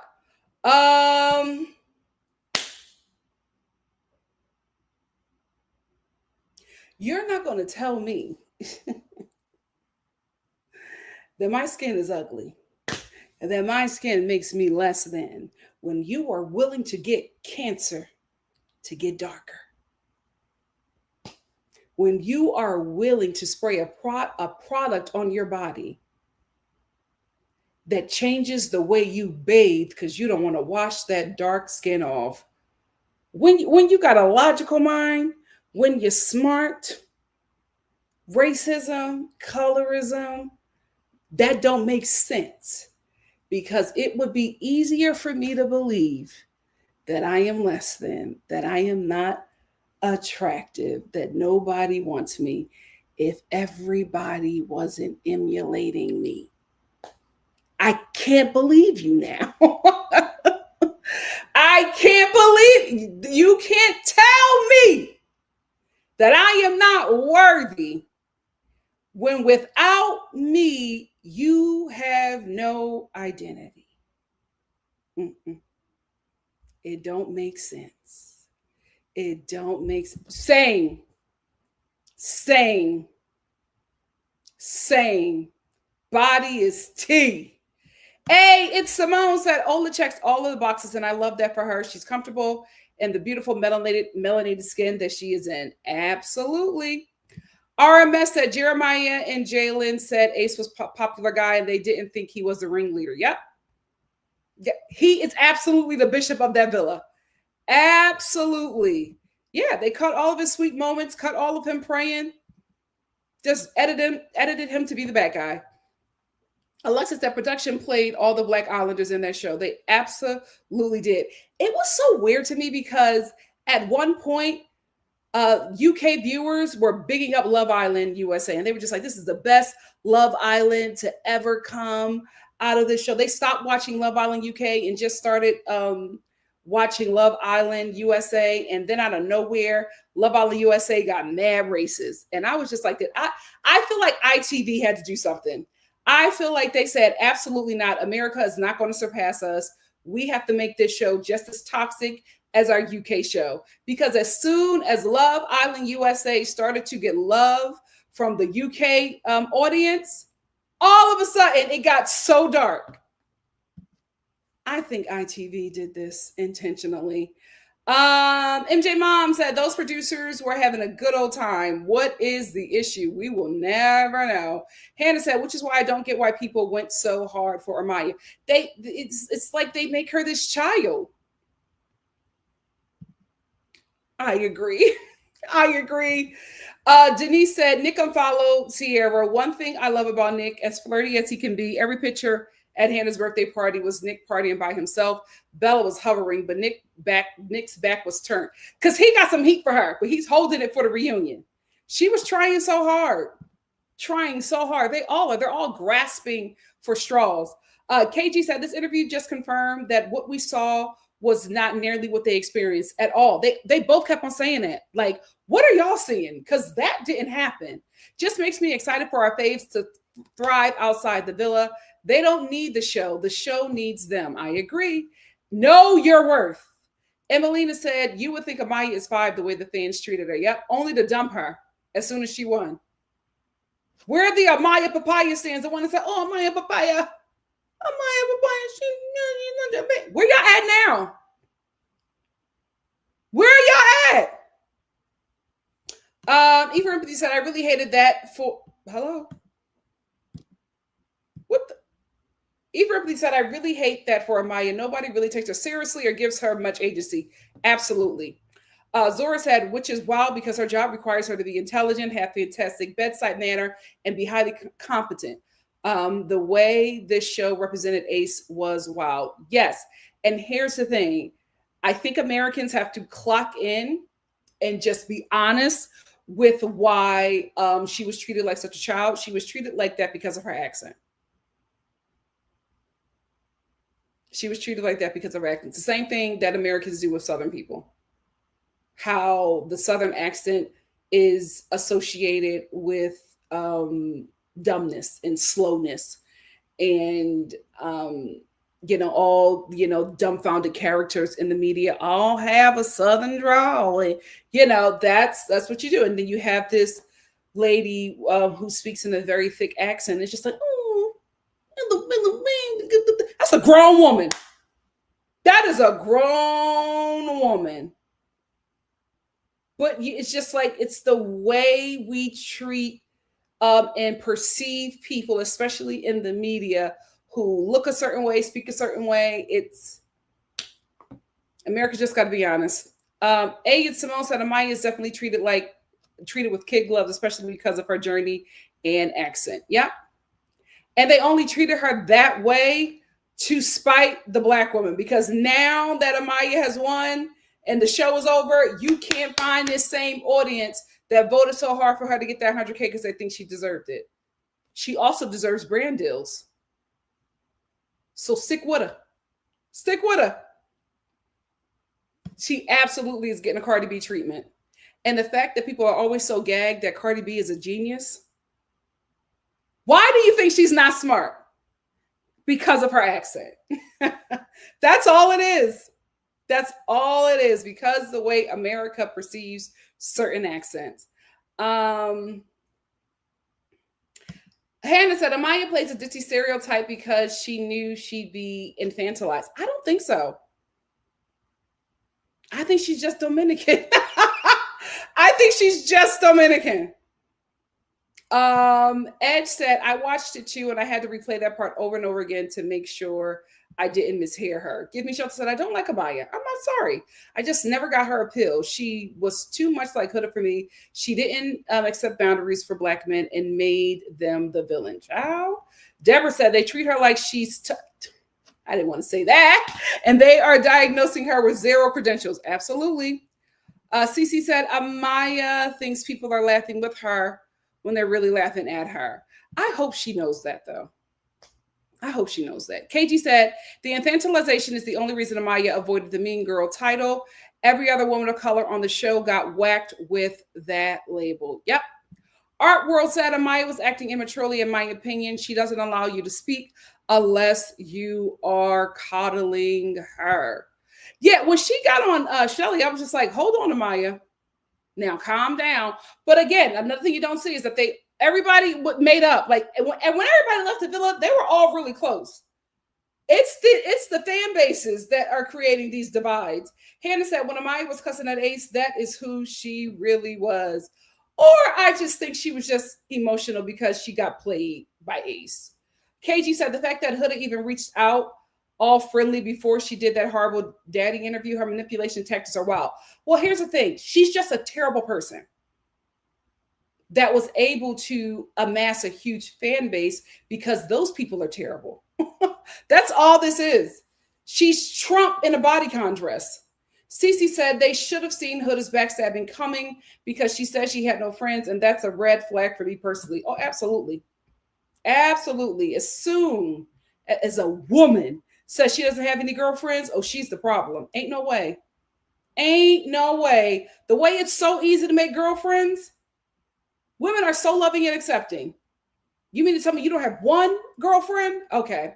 Miss Pearl Sugar said, and they were so magnanimous to the rest of the Islanders, but I would expect no less, both based on what we've seen of Shelly and Chelandria on their own and what they have to lose. Yep. Denise said, I think they didn't show us something that happened between Amaya and Ace for him to respond that way. I absolutely agree. Kay said, no, for real, I'd be torn between being irritated by Amaya for getting away with problematic behavior and unhealthy emotions, and on the other hand, be feeling bad for how people treat her like a child. Same. Ken said, Huda was trying to latch on. I don't know why she would go against NikkiNicoleStar, because if there's a spinoff, she'll be the outcast. Again, I think her entire edit is a setup for a downfall. Audrey said, them not answering annoyed me, but I understand. Yeah, I felt the same way at times. Joseph said, Alondra's discernment needs some work. But see, yet again, none of them could see what we can see. That's why I'm like, Alondria, you have to watch the show. During this time, while you're home, pick your feet up and watch the show. Watch the show. They were dancing around a lot of questions because they're being media trained, and also because they are still friends with these, at the time, are still friends with a lot of people. And also, I think they're contractually obligated to hold in certain things for the reunion. Zora said, Shelly is from Florida and also spent time in New York. She has come across many Hudas. Ola being from the deep south, I'm sure she hasn't. Probably. The World According to Me, hey, said, I will say that this interview was straight after they got into LA, so I wish it would have waited till after they caught up. I'm actually glad it happened when it happened, because these girls are going to have to take the high road, and I think it's going to work in their favor. Miss Lou said, see how all of Hilda's former men said they wish they would have pursued Chelandria? Too little, too late, though. Oh, they all do that. Oh, they all do that. After they get bit up by the preference, oh, it was you the whole time. No, it wasn't. Stay over there. Megan said, Chelandria always wants to see the good in people when it's not deserved. My best friend is like that too. It's exhausting. She's the eldest. That's what it is. For some reason, the elder sister she can never see. Me and my younger sister go through this all the time with our older sister. It's just like, my God, today, can't you see those people are devils? My God, it's for some reason, they just think that everybody is good. And I'm like, they're not. They're not. So that's why elder sisters have younger siblings who don't play about her. She's going to have it because she can't see. Janelle said, I bet they took a long nap after that interview with Keke because I know for me, I have to take Keke in increments. Oh, don't do her like that. Miss Lou said, I saw all the Hilda's former men said that oh yeah, I got that. Effie said, I think they should speak with Carlos King or the Breakfast Club. I want them to have another post-reunion interview, but I wanted to reach a mass audience. I don't know. Is Carlos King bigger than Keke? Like, is his platform bigger than Keke? The Breakfast Club, I wouldn't want them nowhere near that audience. But maybe they need it. Maybe send them on a Breakfast Club. Let's see. Give Me Shelter said, I hope Shelly and Chelandria remain friends. They seem to really like one another on a deeper level. One or two of your adult friendships are created in your 20s. Oh, absolutely. Absolutely. Denise said, absolutely crazy to me. Hilda started out saying she was the most emotional mature in the house, and she and Jeremiah were mommy and daddy, and by the end she was Chelandria's daughter. Child. Speaking of daughter, never mind. Devonta said, this sisterhood thing is BS, especially if Black women are giving fuel to the fire and the hate they're receiving. We need to something colorist Black women in the community to get rid of. KG said, Alandria's conservative approach to the show definitely protected her in the long run. They both truly carried themselves so well. Can't say I'd be as level-headed when facing the same situations. Absolutely. That's what you always say. God put the right people in the right positions. They would have removed me. Ha! Lavender Girl said, yes, I always felt that Chelandria didn't want to be lusted after. That's why she was sticking with Taylor, not because of low self-esteem, like the edit tried to show. Agreed. Megan says, 6 hours of standing on business is insane. I'm surprised no one got beat up. Yep. And I'm surprised that's all they showed. Sophie Chatsalot said, Huda had a bunch of cards for that challenge. Yep, she threw them. She had the most. We just didn't hear the various questions. She threw a bunch at the end. Yep. What is the purpose that I think people will support anything against Black people? Absolutely. Envy is very dangerous. Very, very dangerous. KG said, the ties need to hurry up and turn. I'm tired of that girl running around like her. Blank don't stink. It will. Give time. Great Height said, I think she should let Sierra go as well. It's what it is. I agree. Miss Brown Sugar said, like Shelly says, it's because of her measurements. The women decide who Ola is on site, and the men focus on only what they want from her. Yep. Miss Brown Sugar says, Shelly has been crystal clear for so long. The producers want to deflect from their liability problem and set up the Black women to be as scapegoats. I agree. Ed said, thank you, Nikki, because Clark didn't do anything to nobody. She didn't. And I just wanted them to extend the same grace to her. It's like, if you got a terrible edit, so did she, baby. So did she. Zora said, Nikki, can you elaborate on Huda's scapegoat theory? What do you think might be on the horizon? This could just be a long shot. But what I know about this industry, I knew that Huda was not winning this show.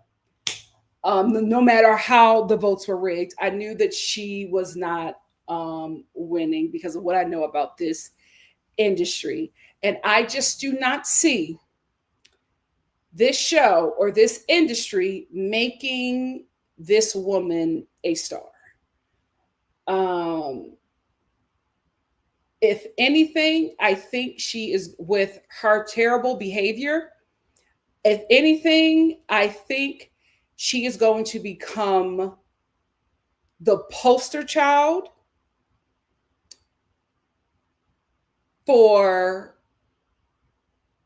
Arab hate.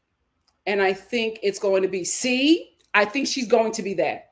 I think she is being set up to be a global phenomenon so that when that demon starts these wars and she acts the way she acts, the American people who are so gullible at this point are going to have a poster child to reason the hate that is going to be pushed out to that community. And I think the Arab community is so happy to have any kind of representation. They are not clocking what's happening or clocking her behavior.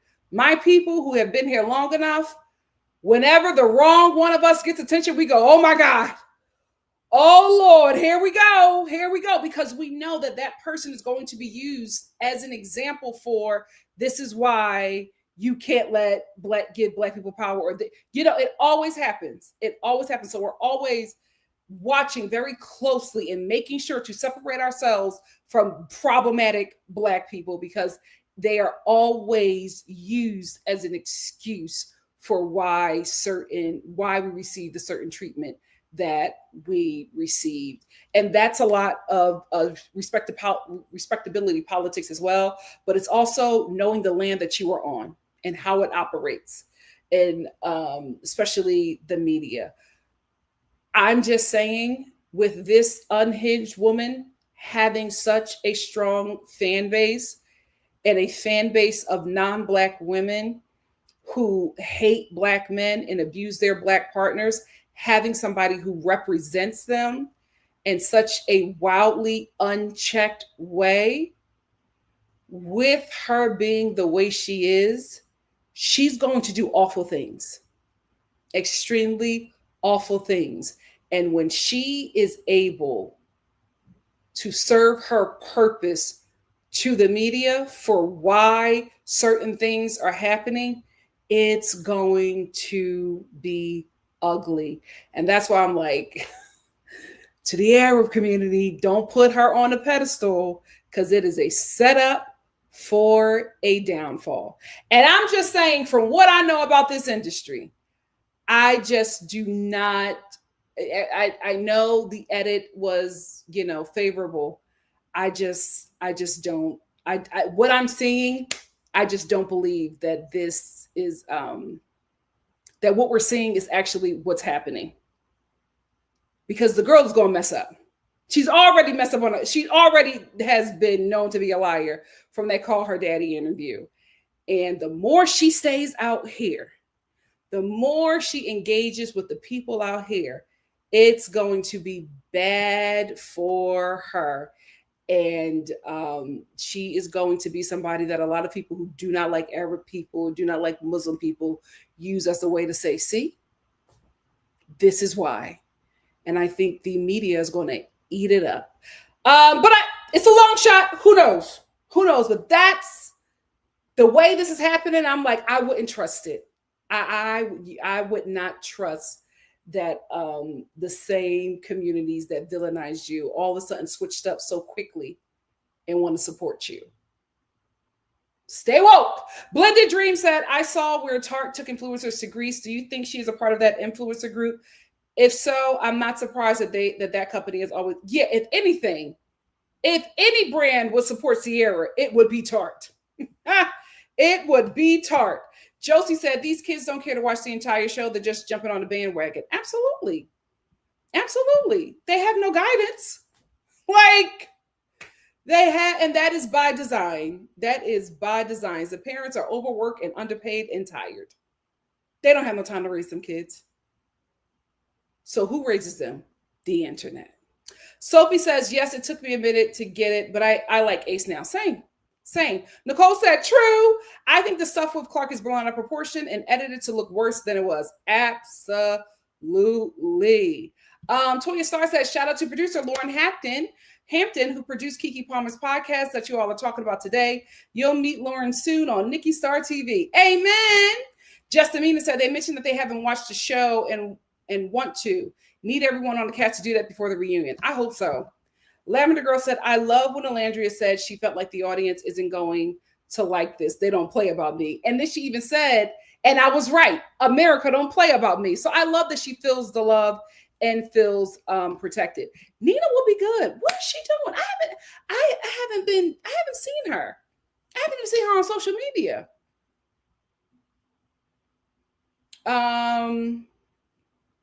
Listen, I would love for them to sit down with me. I don't think I have the influence yet. I think Jesse is absolutely there and absolutely credible. It all depends on who is guiding them and who is advising them. So we'll see. We will see. I would love for them all to go on the Jennifer Hudson show.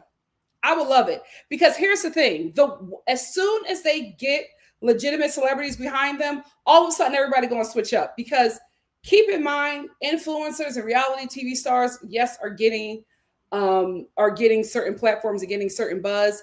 They are not legitimized celebrities. Legitimized celebrities still have such a great pull. The A-listers, ain't nobody touching them.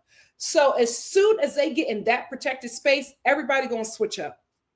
Everybody gonna switch up. We got another super chat from Busola. Thank you so much, Busola, for the super sticker.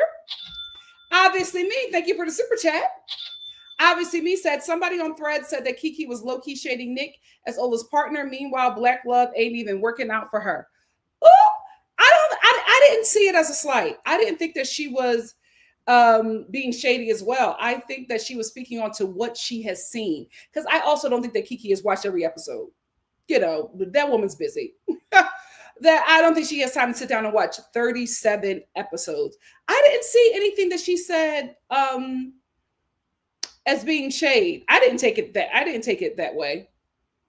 And I wouldn't want to use her abusive relationship as like a dig. You know what I mean? It's like, you know, Black women really tried to make relationships work for Black men. Unfortunately, she was with someone who physically harmed her. So I wouldn't use that as a dig at Keke. But I also don't think that she was shading Nick. I think she was just trying to be respectful of the pace that they are both moving at. Potato, thank you for the super chat. Potato said, petition to make age of consent to be on reality TV to be the age of 25. I would love that. I would love to only have people with fully developed brains on the show. However, Ace does not have a fully developed brain, and I think he's one of the best things that ever happened to Shelly. Miss Brown Girl said, baby girl, that sound like the sleep I need, but I already oversleep, so don't do it. It took me forever to wake up. My mom was so she said, what did you take? BB Girl said, Nikki Ola reminds me of Cameron and Love and Lauren when he said, I'll take care of you. I screamed. Yep. He will do what he need to do to keep her. Ice Macchiato said, I hope the Islanders actually watch the show before the reunion. Same. Art World said, Keke has a big personality, but I think she made me feel very comfortable. Ola seemed a bit reserved at first, and then she opened up. Yeah. This is all very new for her, guys. Chelandria did not expect for any of this to happen. She was shocked that she made it to second place. Maldadali said, I'm glad she dropped it after that girl showed her tail. Same. Alexa said, I'm mad Keke didn't ask Chelandria about their true throuple, how the morning walks under their blankets started. Yeah, but again, guys, I don't think she saw like all the stuff that we saw. Miss Brown Sugar said, I don't mind that it was filmed earlier. This just shows how classy-based my girls are compared to some of their cohorts, and let that other one continue to tell on herself. Yeah, they have to they have to walk a fine line, unfortunately, because of the season that we are in. Justamina said, I was just asking about our girl E for empathy. She was tardy for the party. Oh, okay, that's so sweet. Don't be tardy for the party. Ooh. Pepe said, Hilda is an energy vampire. Yep. If you look, think back. She tried to capitalize on everyone's moment and called almost everybody her best friend, even Nick. And we know he never saw it for her. Yep. She's trying to ride her 15 minutes as well, because that personality is going to shine through and through. If she's like this,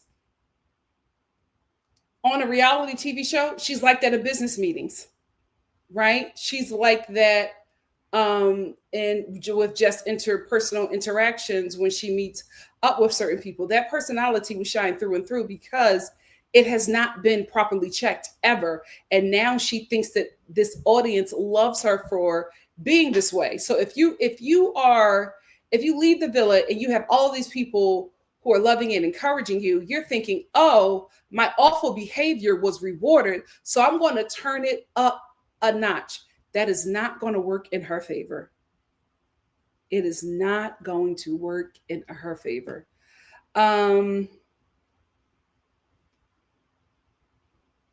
Any narrative, and it will never be checked. Never be checked. Pepe said today in her live, Jessie said that she's going after the bobblehead girl, but she's not going to reveal her hand, and trust is getting handled and dealt with, period. She needs to. She needs to. That lady lied. I think everybody was surprised. Everybody was just like, oh, this is not true at all. Scary. And she's doubling down. Sophie Chesselat said, I just saw that Jessie was upset and spoke on why she was upset. It was sad. It is, because it will take a toll on you. It will, because we are in spaces we are not wanting to be in, and to have to fight and work as hard as we do to get in these spaces, and then someone with no credibility tries to take everything away from you. Sue her. Sue the brakes off of her. Sue the brakes off of her. Miss Brown Sugar said, I'm still very new to TikTok, and I'll be minding my own business in my happy algorithm and then get barraged by noise, lights, and who knows what else. No, thank you. It's a lot over there. It is. But the comments, hilarious. Yeah, she's trying to backtrack because everybody is calling out her lies. Too late. Too late. You clicked and edited a lie to push a harmful narrative to your audience because you wanted them to attack those two people. Sue. Sue. Sue. Dominion. Yes, those were the voting machines. Yep, and they sued Fox News and won. And won. Zora said, LOL, Juliana having to give up his baseball rings was hilarious. Laughing to the bank. That's what I'm saying. Sue them people. Sue them people. Blended Dream said, I like Positively Uncensored. She did try to get Connor from season 6. Why he kept making microaggressive comments about Janae, but he would skate around the question. Yeah, again, I didn't follow her before, but I've seen her work before. She was not like that. That is the work of her Black audience. So absolutely give her her flowers, but give the Black woman in her comment section and who subscribed to her, who corrected her and put her on the right path. That is the work of Black women. We are no longer are we going to give non-Black people flowers for saying something we have already been saying. And this is not a slight to her. I want to be very honest. This is not a slight to her. I love that she took the feedback and course corrected, and here she is now. But she got there because of Black women. We are going to call out the influence every time, because with Black women being erased from every facet of American history, we cannot allow that to happen anymore. I love that y'all love her. I love the work that she does. She was course corrected by Black women. That's why you love her, because of the Black women that are subscribed to her. That is the work of Black women. Zora said, yes, and the NBA made sure that they started marketing in Europe, Argentina, and to lighter-skinned Brazilians. The NFL is doing that now too. Yeah. And when the influence is diluted, they're going to have a breeding session again. Curvy Sage said, Julie Feast made a video about Havoc. Oh my God. The names y'all have for her, from the perspective of someone who's been in a relationship with similar people. Oh, I would love to see that. Oh, what a time. What a time. What a time. Yes. Yep. It's all intertwined. Cameron said, I miss the Black NBA era. Remember when everybody wanted to be Ben Wallace, walking around with their hair in a fro? Yes! Remember everybody came to school with the cornrows to the back with the cubic zirconians and the headband. What a time. What a time. Every time I do a live, they rearrange furniture. I can't. I can't. Pepe said, Austin's mama loves Shelly. Not on our watch. His family is not as safe as Nick's family is to Chelandria. She made the right choice. Absolutely. Oh, she's not going back there. Ace not letting her go. Keke said Ace wasn't playing with you. He's not letting you go. He's not. He's not. And I love that for her. And she called, she responded to Nick's because his mom, his sister showed his mom making the meatballs and trying to get them right for Chelandria. I guess they're trying to fix the seasoning. Okay. The mother really wants to impress her. And Chelandria wrote in the comments, family, I can't wait to see y'all. I'll be over for dinner soon. Not family. Carter said from the beginning, I knew Chelandria wasn't crazy. She's not a mind reader. Yep. Yep. Naturally, Mara said, I want to see the full standing on business challenge. We might get it. We might get it. Marilyn said, can I be honest? I think that a lot of us were disappointed that Shelly said she was cool with Huda and Chelandria defended Huda during the heart race challenge. Again, of course, I would understand why we all felt that way because we're seeing something totally different than what they're experiencing. At this point, that girl was their friend, so they thought. Me too. I do want him to get his own place, but you know, LA could be very scary. So I understand one of the comfort of friends, but I think, you know, for right now, him having roommates works until he sees where this is going. You know, if him and Chelandria get serious, then I can absolutely see them moving together. But right now, no, they move in with your roommates, live your life. Give me Shelter said, I told y'all TikTok doesn't care about the American platform because they are about to sell. The rumor is Larry Ellison, the founder of Oracle One, put in the bid. The article is on Political. Yeah, I think it's going to get sold soon. Carter said, I can see Chase making it in the long term. Ace gave Shelly the princess treatment. They be successful as long as it stays that way. Yeah, as long as the men continue to check in, they should be fine. Mara Lynn said, but a lot of us won't admit that because it makes us look a little crazy for going so hard on this girl, even more than what the people wait, hold on. Because I think this is a part of a comment. I want to get this one. He said, it could be possible that the same editing that affected Landry and Shetty made it look worse than it really was because they live with her and they are still cool friends with her. But a lot of us won't admit that because it makes us look a little crazy for going so hard on this girl, even more than what the people she affected with her behavior. Well, here's the thing. I have to disagree with that because other Islanders are coming out and saying that it was worse. That they didn't show the worst of what Huda did. I absolutely think that what we saw was a reflection of her. We didn't get everything. I think them remaining friends with her in the villa is not what we think friendship is. Like Huda and Chelandria are not Shelly and Chelandria. So Shelly and Chelandria are real friends. Huda is a coworker. So you're going to move a little differently with a coworker. I don't think that Huda wasn't as bad as we saw. I think she was absolutely worse. And I think them remaining friends with her is not actual friendship. It's just a coworker who we all have coworkers we can't stand and they will never know because we work with them great. Like we're able to compartmentalize our disdain just to get through the work day. That's what I think. I think we are, but I also think we're not, again, I don't think we're going to get the messiness that we want. Like these girls are not loving hip hop at all. Peanut Gallery said, I think they did good by staying away from Huda in the interview and the way that people want them to. Yep. Cause they want Shelly and Chelandria to stoop to Huda's level. It'll never happen. Betty said, Keke is a struggle Black love warrior. So I'm not surprised she didn't really see it for Nick. I've been side-eyeing her since the R. Kelly comments and platforming Jonathan Majors.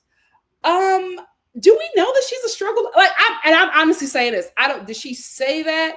I don't know the thing about R. Kelly. I do know about the Jonathan Majors interview, and her putting that up. I can get why she wanted to interview him.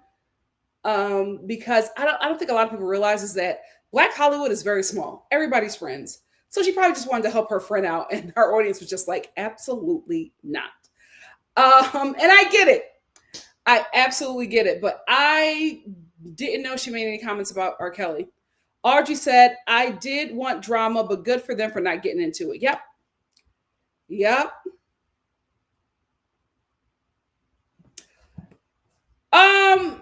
Marilyn, I don't want to be disappointed in you as a Black woman. It's very weird the way you're protecting Huda. What's going on here? Because you said, are they still not friends? We're literally assuming that they're trying to be super classy to not speak on Huda when maybe they really don't have an issue with her. This is before the Call Her Daddy interview. You know that, right? This is before Huda said that they were bullies. Do you know that? This is Alandra still has her braids. Alandra still has her braids. I'm gonna tell you right now. This is, I don't know if you're new here, but this is not a space to fight or protect non-Black women who has been horrible to Black women. This is a Black woman safe space. So I don't know if you know that, but just to let you know, we ride for Shelly and Alandra over here. What's going on? What's going on? That will not matter. That will not matter. Miss Lou said they immediately unfollowed Huda after the Call Her Daddy interview. Keke's interview was right after they got up. Yep.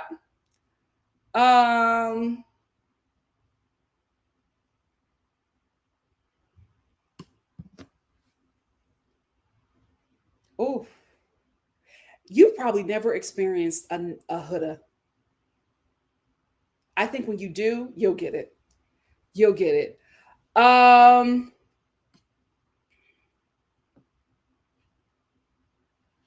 Sakara said, I seen a girl on TikTok saying she wished Chelandria didn't say anything when Keke mentioned Clark. I'm happy she did. As a Black woman, they'll try to villainize you either way. Yeah, I mean, it's her experience. I'm glad she said it, but it's just like, you're not going to speak on Huda, but you're going to speak on Clark. I need Black people to do better. I need Black people to do better.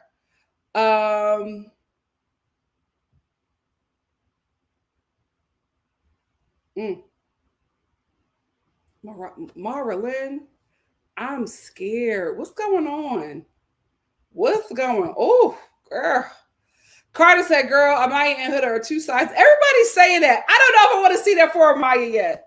I don't know if I want to see that for Amaya yet. Black Theory said, Amaya is a whole cardiac nurse. I would be offended if people thought that I was 5. Well, listen, it worked enough for her to get that 27K. Carter said the way Ace was villainized for daring to have boundaries is crazy. Amaya did not have ownership over his body. Yep.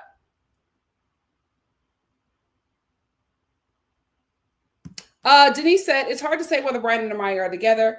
They close up in the finale, but they gave an interview a couple of days later explaining why they're not yet boyfriend and girlfriend. I don't think they're going to be. I don't think it's going to happen. I think they did what they did to get the bag, and that's it. Mari said, oh, I like Amaya, and I wish her the best in lots of brand deals. I don't think she was fake. It felt very genuine. I feel so too. But, people see what they want to see. Simply Simone said, fans spotted Nick taking his modeling agent out of his what? Out of his what? You didn't finish!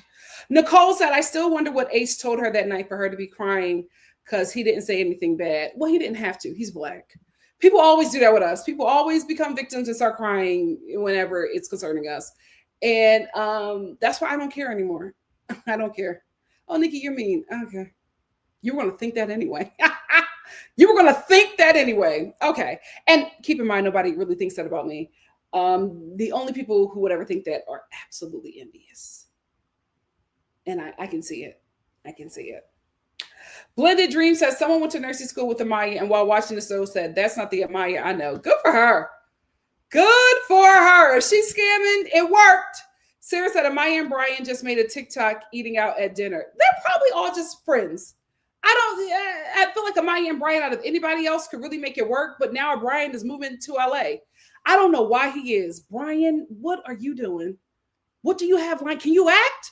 That's the thing. Everybody moves out to LA. This is not the place to move. Yikes. And Simone said, it's crazy that Amaya and Brian won and they are not visible as much as Chelandria and NikkiNicoleStar. I almost forgot that they won. Absolutely, because Chelandria and NikkiNicoleStar are the real winners. They should have been the winner and runner-up. But because of, the Hitler Youth, the whole winning list was changed, but the real winners came out anyway. Simply Simone said fans spotted Nick removing his modeling agency out of his Instagram bio. Expect that UTA Hollywood. Oh, come on, Nick. Mara Lynn said I'm not a Huda fan at all. That's the thing, but I'm extremely objective, and I'm starting to feel bad for going so hard against this girl without actual facts.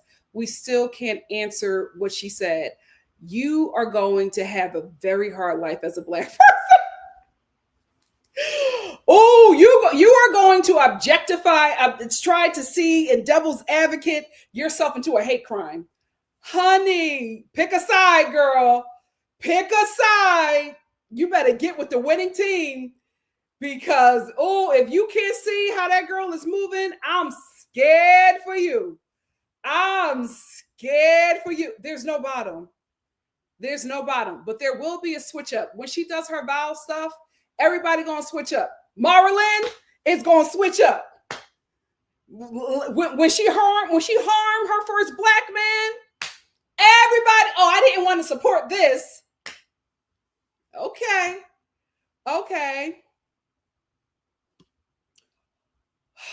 Lord, oh my God, today.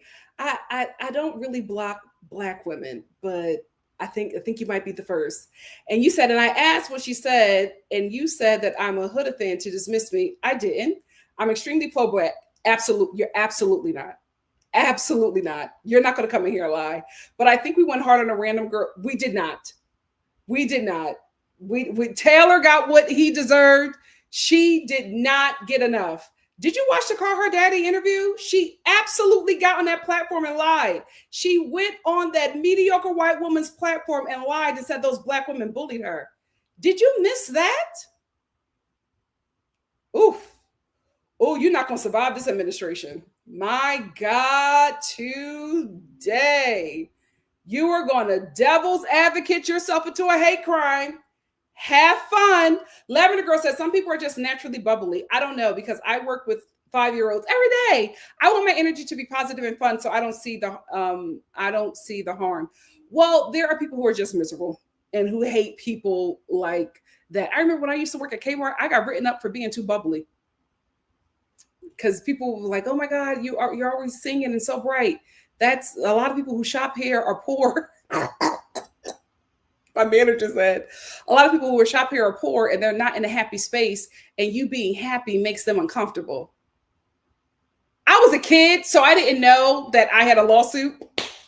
I was a kid. I don't know, but they do have a large audience. So we'll see. The villain edit said, replay gang, us millennials had elite whites like Jewel. Let's not bring her up. Fiona Apple and Sarah McLachlan. Damn it.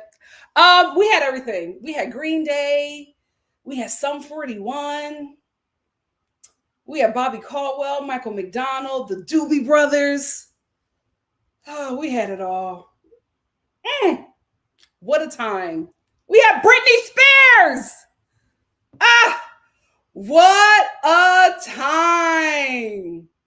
See, that's the thing. I don't know if we can trust them with them. So that would be my only fear. But they do have a large platform. Thank you, R, for the super sticker. Thank you so much. Thank you so much for the super sticker.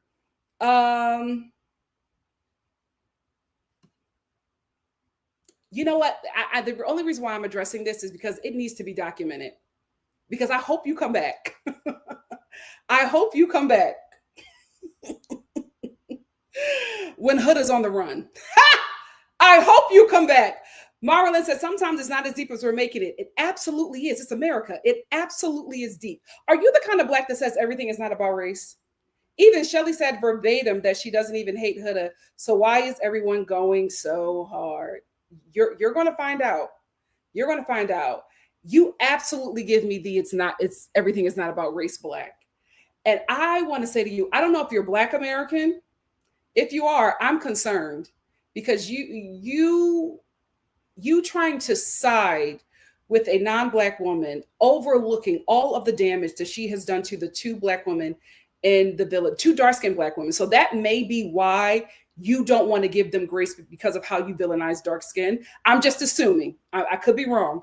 I'm just assuming. But for you to ride this hard for a non-Black woman who wouldn't piss on you if you were on fire is very scary and very alarming. And you are proving that you are not a safe Black person for a lot of Black people. This is very scary how you are victimizing this woman when all of her victims have been Black people. I'm scared for you, actually. I am very, very, very scared for you. I pray you get the help you need because this is scary. Edge said, crazy thing is, a few of them are holding that woman accountable and they're being villainized because of it. Josie said, I don't think the show is setting it up because for some conspiracy, but I 100% believe her fan base will turn on her eventually and they'll use her identity against her. I don't necessarily think it's a setup, but I don't think that she is being protected the way everybody is saying that she's protected. I absolutely see this show using her as a scapegoat when the tides turn. I absolutely see that happening. Give me shelter to say, yep, you don't know how many times I type and deleted the comment about love balling using Huda as an scapegoat. Ironically, she never used her platform to advocate. What I'm seeing right now is everybody thinks that she's being protected. And I'm saying, for what I know about this industry, that girl is not being protected. Oh, really? Oh, I hope Chelandria blocks them. Absolutely. Give Me Shelter said, I figured out the plan when they added Andy as a co-host. You think the comment section online looks bad now? Child. Miss Rodriguez said, Nita Parker wasn't originally watching. She has some jokes about how her mama was now into Love Island and she blamed America for her mom's new obsession. Same. Mama.Star is locked in. Denise said, Ace said he was 22. Chelandria said, you still got milk on your breath. Nick loves that line. Nick said, well, I'm 24, so I don't have milk on my breath. I'm almost grown. They ready. See, that's the thing. Like, I would love the age to be raised to 25, but then you have these 2 great guys who wouldn't have been fit for the show, and they would have missed Chelandria and Shelly.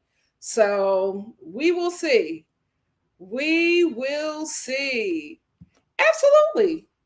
Absolutely, he did that. And Taylor did the same thing, kept Chelandria on until Clark walked through the room. So somebody who he liked was still receptive. BY said, I was shocked that a no talent Yahoo would lie about Jessie Wu. She opened herself to a great lawsuit. Well, here's the thing. We're going to see a lot of people doing all of this because we're in a season of fascism, right? With fashion is just, white supremacy on crack. So a lot of people feel bold now. But I'm just like, right now, while the law is the way it's set up, Black people use it to your advantage. Use it to build wealth. Use it to build wealth. Miss Lou said, the way Chelandria has her core set up, they might live separately for a while. Her place is really, really nice. Yeah, she's not going to move in with him right away. She still has yet to feel comfortable in this relationship. It's going to take her some time. Sosop said, Nick made a story with the song Unthinkable in the background. He is down bad. Oh, he is. Oh, he is. One thing I will say, warnings come. Warnings come. Shout out to Shannon Sharp because he got warned twice, child. Zora said, also, I think stan culture has become really influential. People can dislike, not be 100% down for Chelandria and it not be rooted in struggle love. Well, yeah, I agree. I absolutely agree. Oh,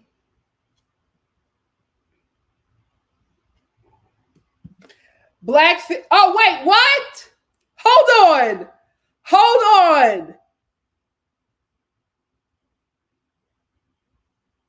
What is going on? So was your boyfriend? Wait a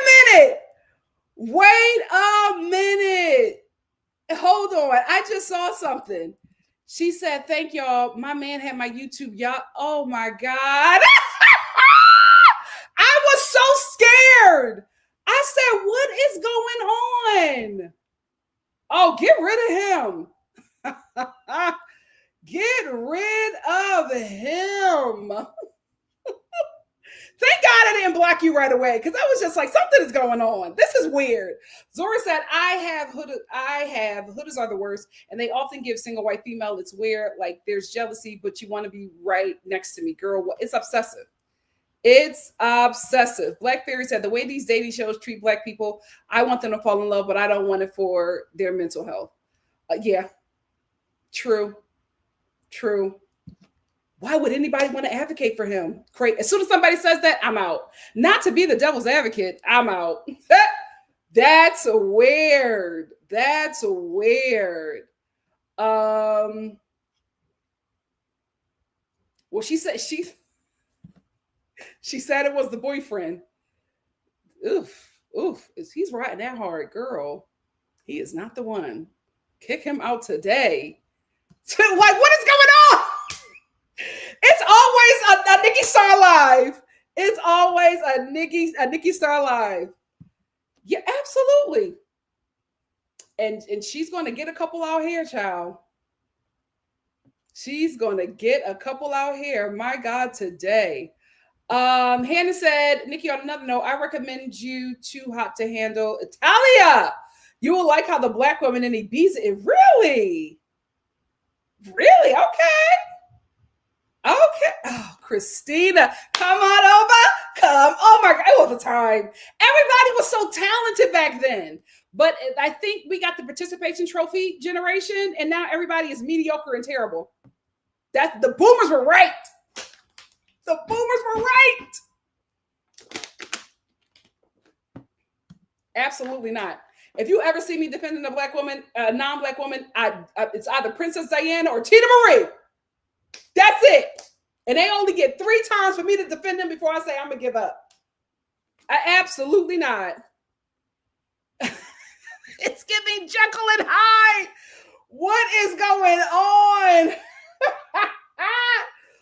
Oh, Lord, that was scary. Melody said, no, Hoodie is going to fall asleep fast. This is the thing. I think she will. That's the thing. I don't feel that this show is protecting her. I think the editing was terrible, but I don't feel that they're protecting her.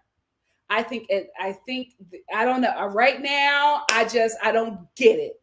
I don't get that they're protecting her. Something is weird. Something is wonky. But I don't think that it's like a conspiracy or whatever, but I'm just telling you that is how media operates. And as soon as they can have a poster child for their directed hate, they're going to eat that up. But there have been a lot of Arab girls on TikTok who are just like, no, Hood's behavior is terrible. What she's doing to a black woman is wrong. All I'm saying is get ahead of it, child. Get ahead of it. And Melina said, do you think Serena and Janae following Miguel's friend had anything to do with Huda? I don't blame them, but I'm wondering, is that the actual reason? Did they follow them in the first place? That's the thing. Nobody looked that up. Yes. Get away from him.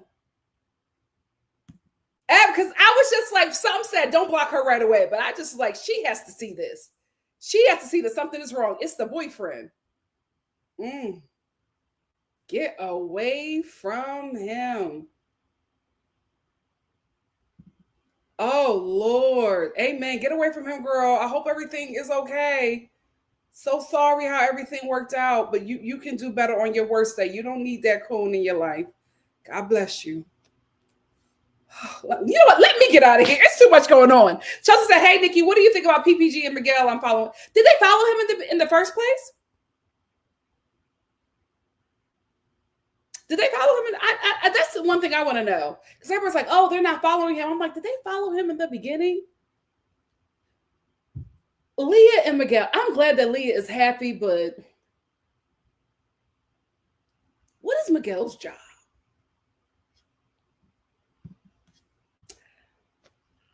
Zora said, I'm watching season 6 and Your Lives and I'm living. That season is fire. It's amazing. And don't judge me. I'm convinced my type is 80% Cardell, 20% Rob. Never said I had. Oh no, that's good taste.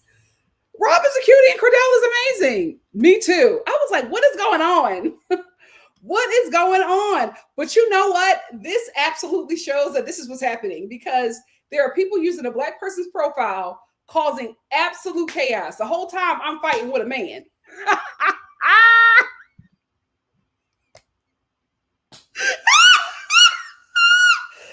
Oh Lord, what is going on? That's it. Girl, leave him. Absolutely not. Because I was like, what is going on? That's what it is. That's what it is. None of them can sing. None of them can sing. What happened? You know, this is the thing. I'm so scared. I'm so scared for y'all. It's so bad.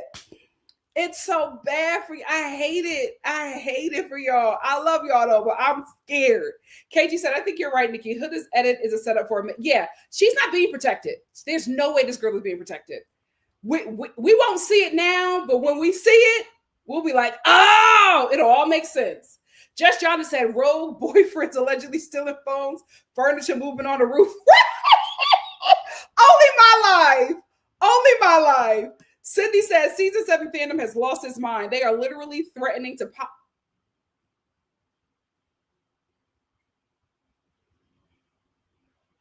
Oh, that's bad.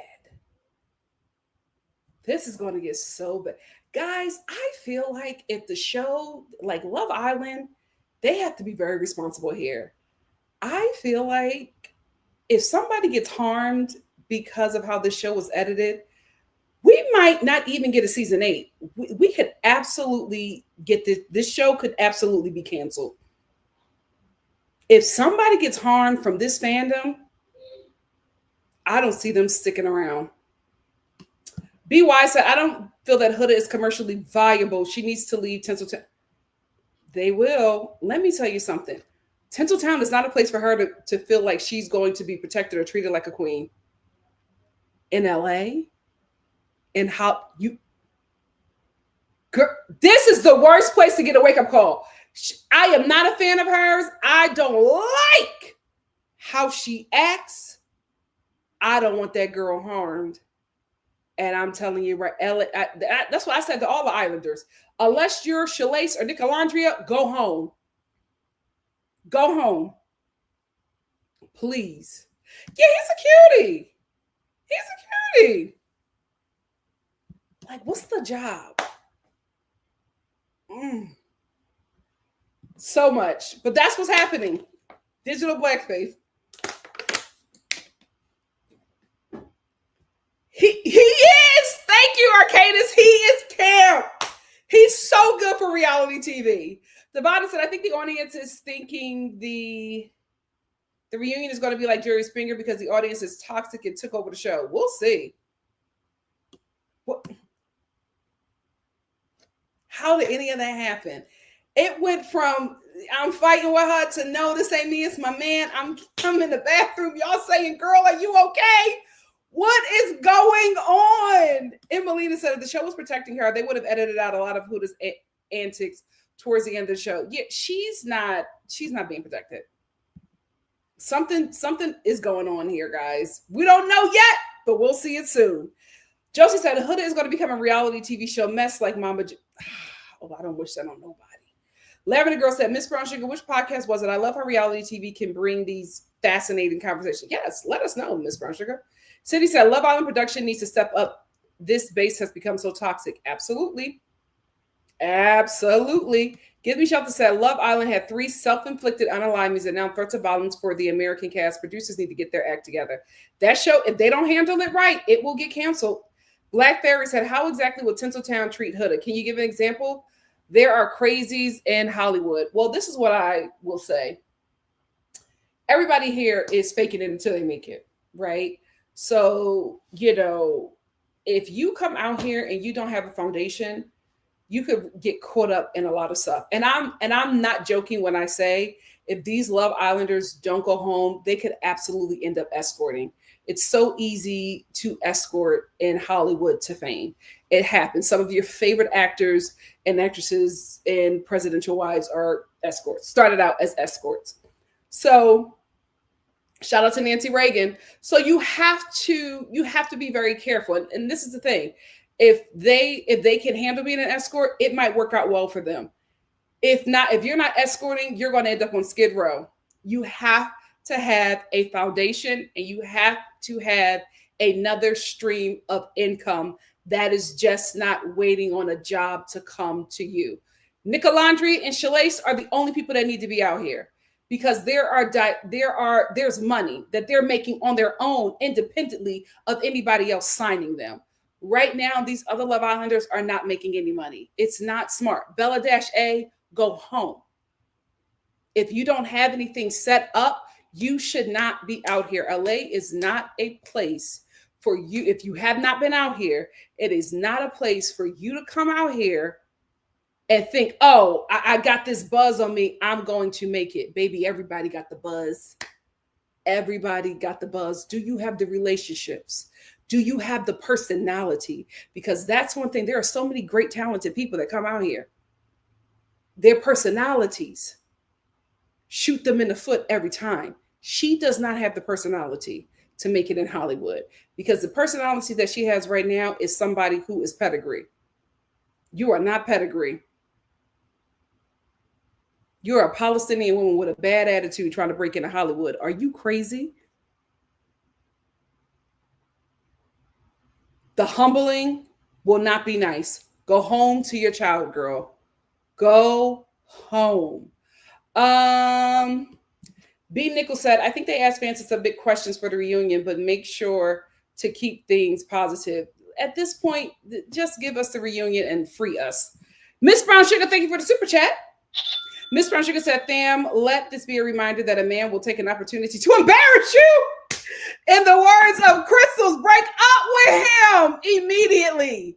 He should be at work. Hallelujah. Hallelujah. Oh, we had a time in here. Denise said Nikki was so conflicted. She was like, I don't block black women. I was like, oh my God, sister, what's going on? To know I was fighting a man makes sense. Makes sense.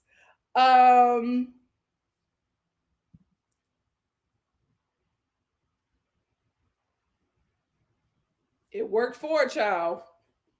It worked for her. Hannah said Hilda might become Instagram famous, but not for long. We'll see. We will see. Emmeline said the shade. The worst. That's why, as much as I love acting and being a part of the entertainment industry, I am so anti-performer going into politics because of Reagan. He has soiled every entertainer for me. Listen, absolutely not. I don't want to see one actor trying to run for public office. I will pray against you. Absolutely not. Calissa said, Nikki, have you seen the US Weekly Final Four group photo spread? All couples were together except Nick and Ola separated. No. Oh, it's called Us Weekly. Why am I calling it US? I haven't seen it.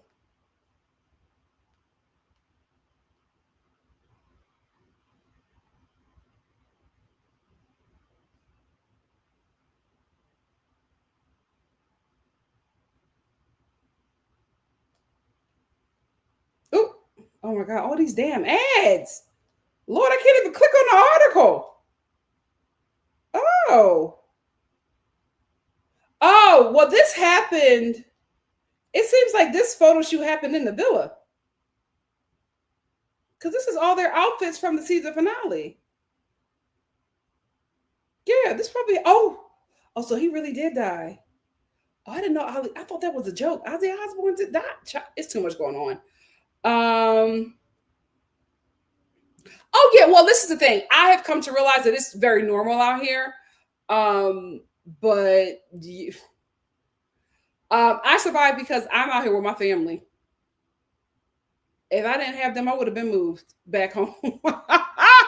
Absolutely not. I can't sell puss. It's not for me. No shade to anybody who does it.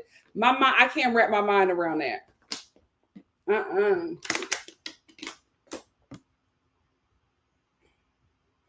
Kingdom Lex said the thing about Huda is she doesn't even have star quality. Like she's always so miserable. Listen, I will say this. She's very comfortable in front of the camera. It's the personality that's going to do her in, because you can't have that personality while trying to break in. That personality can come after you're established, but trying to break in, LA don't care who you are. You become difficult, please. They don't care how much buzz you have. Absolutely not. Yeah, he's the smartest one. And he's still building on his popularity from the show, but he's going back to a consistent stream of income. That's what they all need to do. You do not need to be in LA. Go back home. Continue your consistent stream of income and stay engaged. Y'all do not have to be out here. Hey, Love by You. Love by You said, hi, Nikki. Always love your lives. I've been locked out. Locked out of what? Oh, God. What have you been locked out of? Emily to say, yeah, Huda is in. Oh, good. Good. Be with the baby. Megan said, I hope they open up for audience questions because mine is going to be about Nick's. You know Nasty Andy going to ask about that. Give me shelter said, remember when Arnold Schwarzenegger ran for California governor along with... That was so embarrassing. Everybody was making fun of me. Everybody back home was just like, so this is your governor race? It was so embarrassing. I was just like, Kylie, come on. Come on. AY, thank you for the super chat.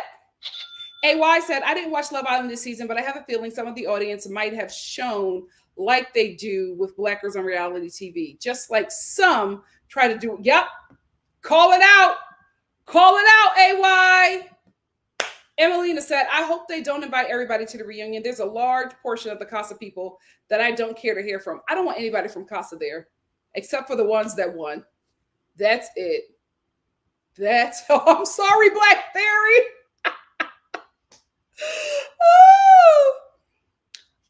Let me get a couple more, and then let me get you out of here. B. Nichols said, Austin apparently is a full-time drunk doing bar appearances.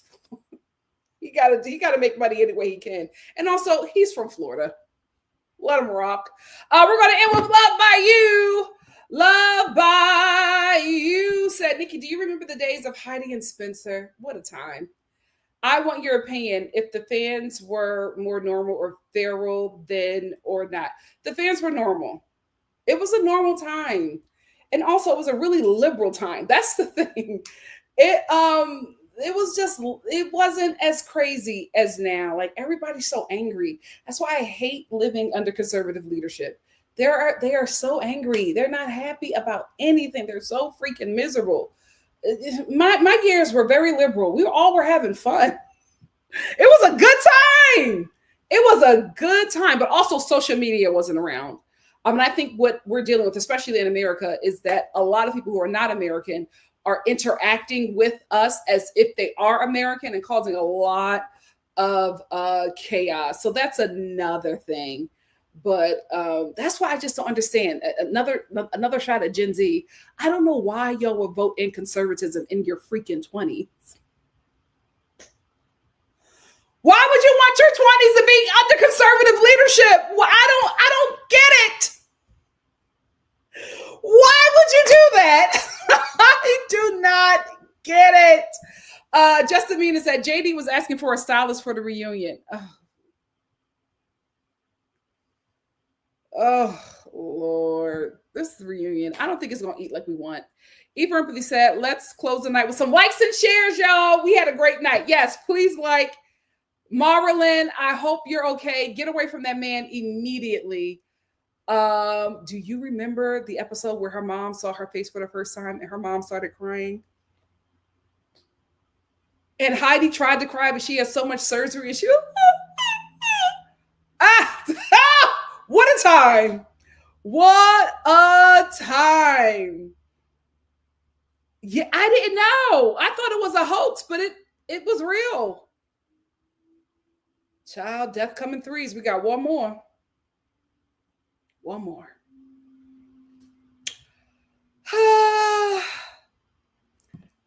It was a good time. The 20s were amazing. Like, it was a good time, child. To be young and dumb, undeveloped brain, under that liberalism. A good time. A good time. Kingdom Lex said, I feel like tabloid Perez Hilton culture was so nasty back then. Yeah, I absolutely think that that was the beginning.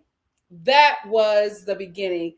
And I hated the fact that there were so many celebrities that legitimized him. He should have stayed in the garbage where he belonged. But that's the thing. When you legitimize these people, you give them a platform. You give them a platform. Devonda said they didn't vote but voted on Love. Ciao. Thank you, Mama. El Boogie said Heidi's surgery died in that crazy her surgery? Oh, well, I didn't know that. She couldn't keep it together. She was like, my baby. That what a time. What a time. Black Theory said I had no idea what was going on about. We knew nothing. We just walked around in business casual. Can you believe we were like children wearing peplums? What the? I loved it. I loved it. What a time. Anyway, family, speaking of time, I had a great one with you. I got to put the timestamps into this. Another 3-hour live. What is going on? It's probably because I have so much energy because I was knocked out the entire day. If you're having trouble sleeping, Advil PM. Advil PM. It took me hours to wake up from that. Anyway, I love you all. Thank you so much for joining me. Mariah Lynn, I hope you are safe. Please get away from him. And I will see you all tomorrow for The Bachelor. And there's something else I want to talk to you guys about. We'll figure it out then. Anyway, love you all. Good night. See you soon for something else. Bye. Praying for you, Mariah Lynn.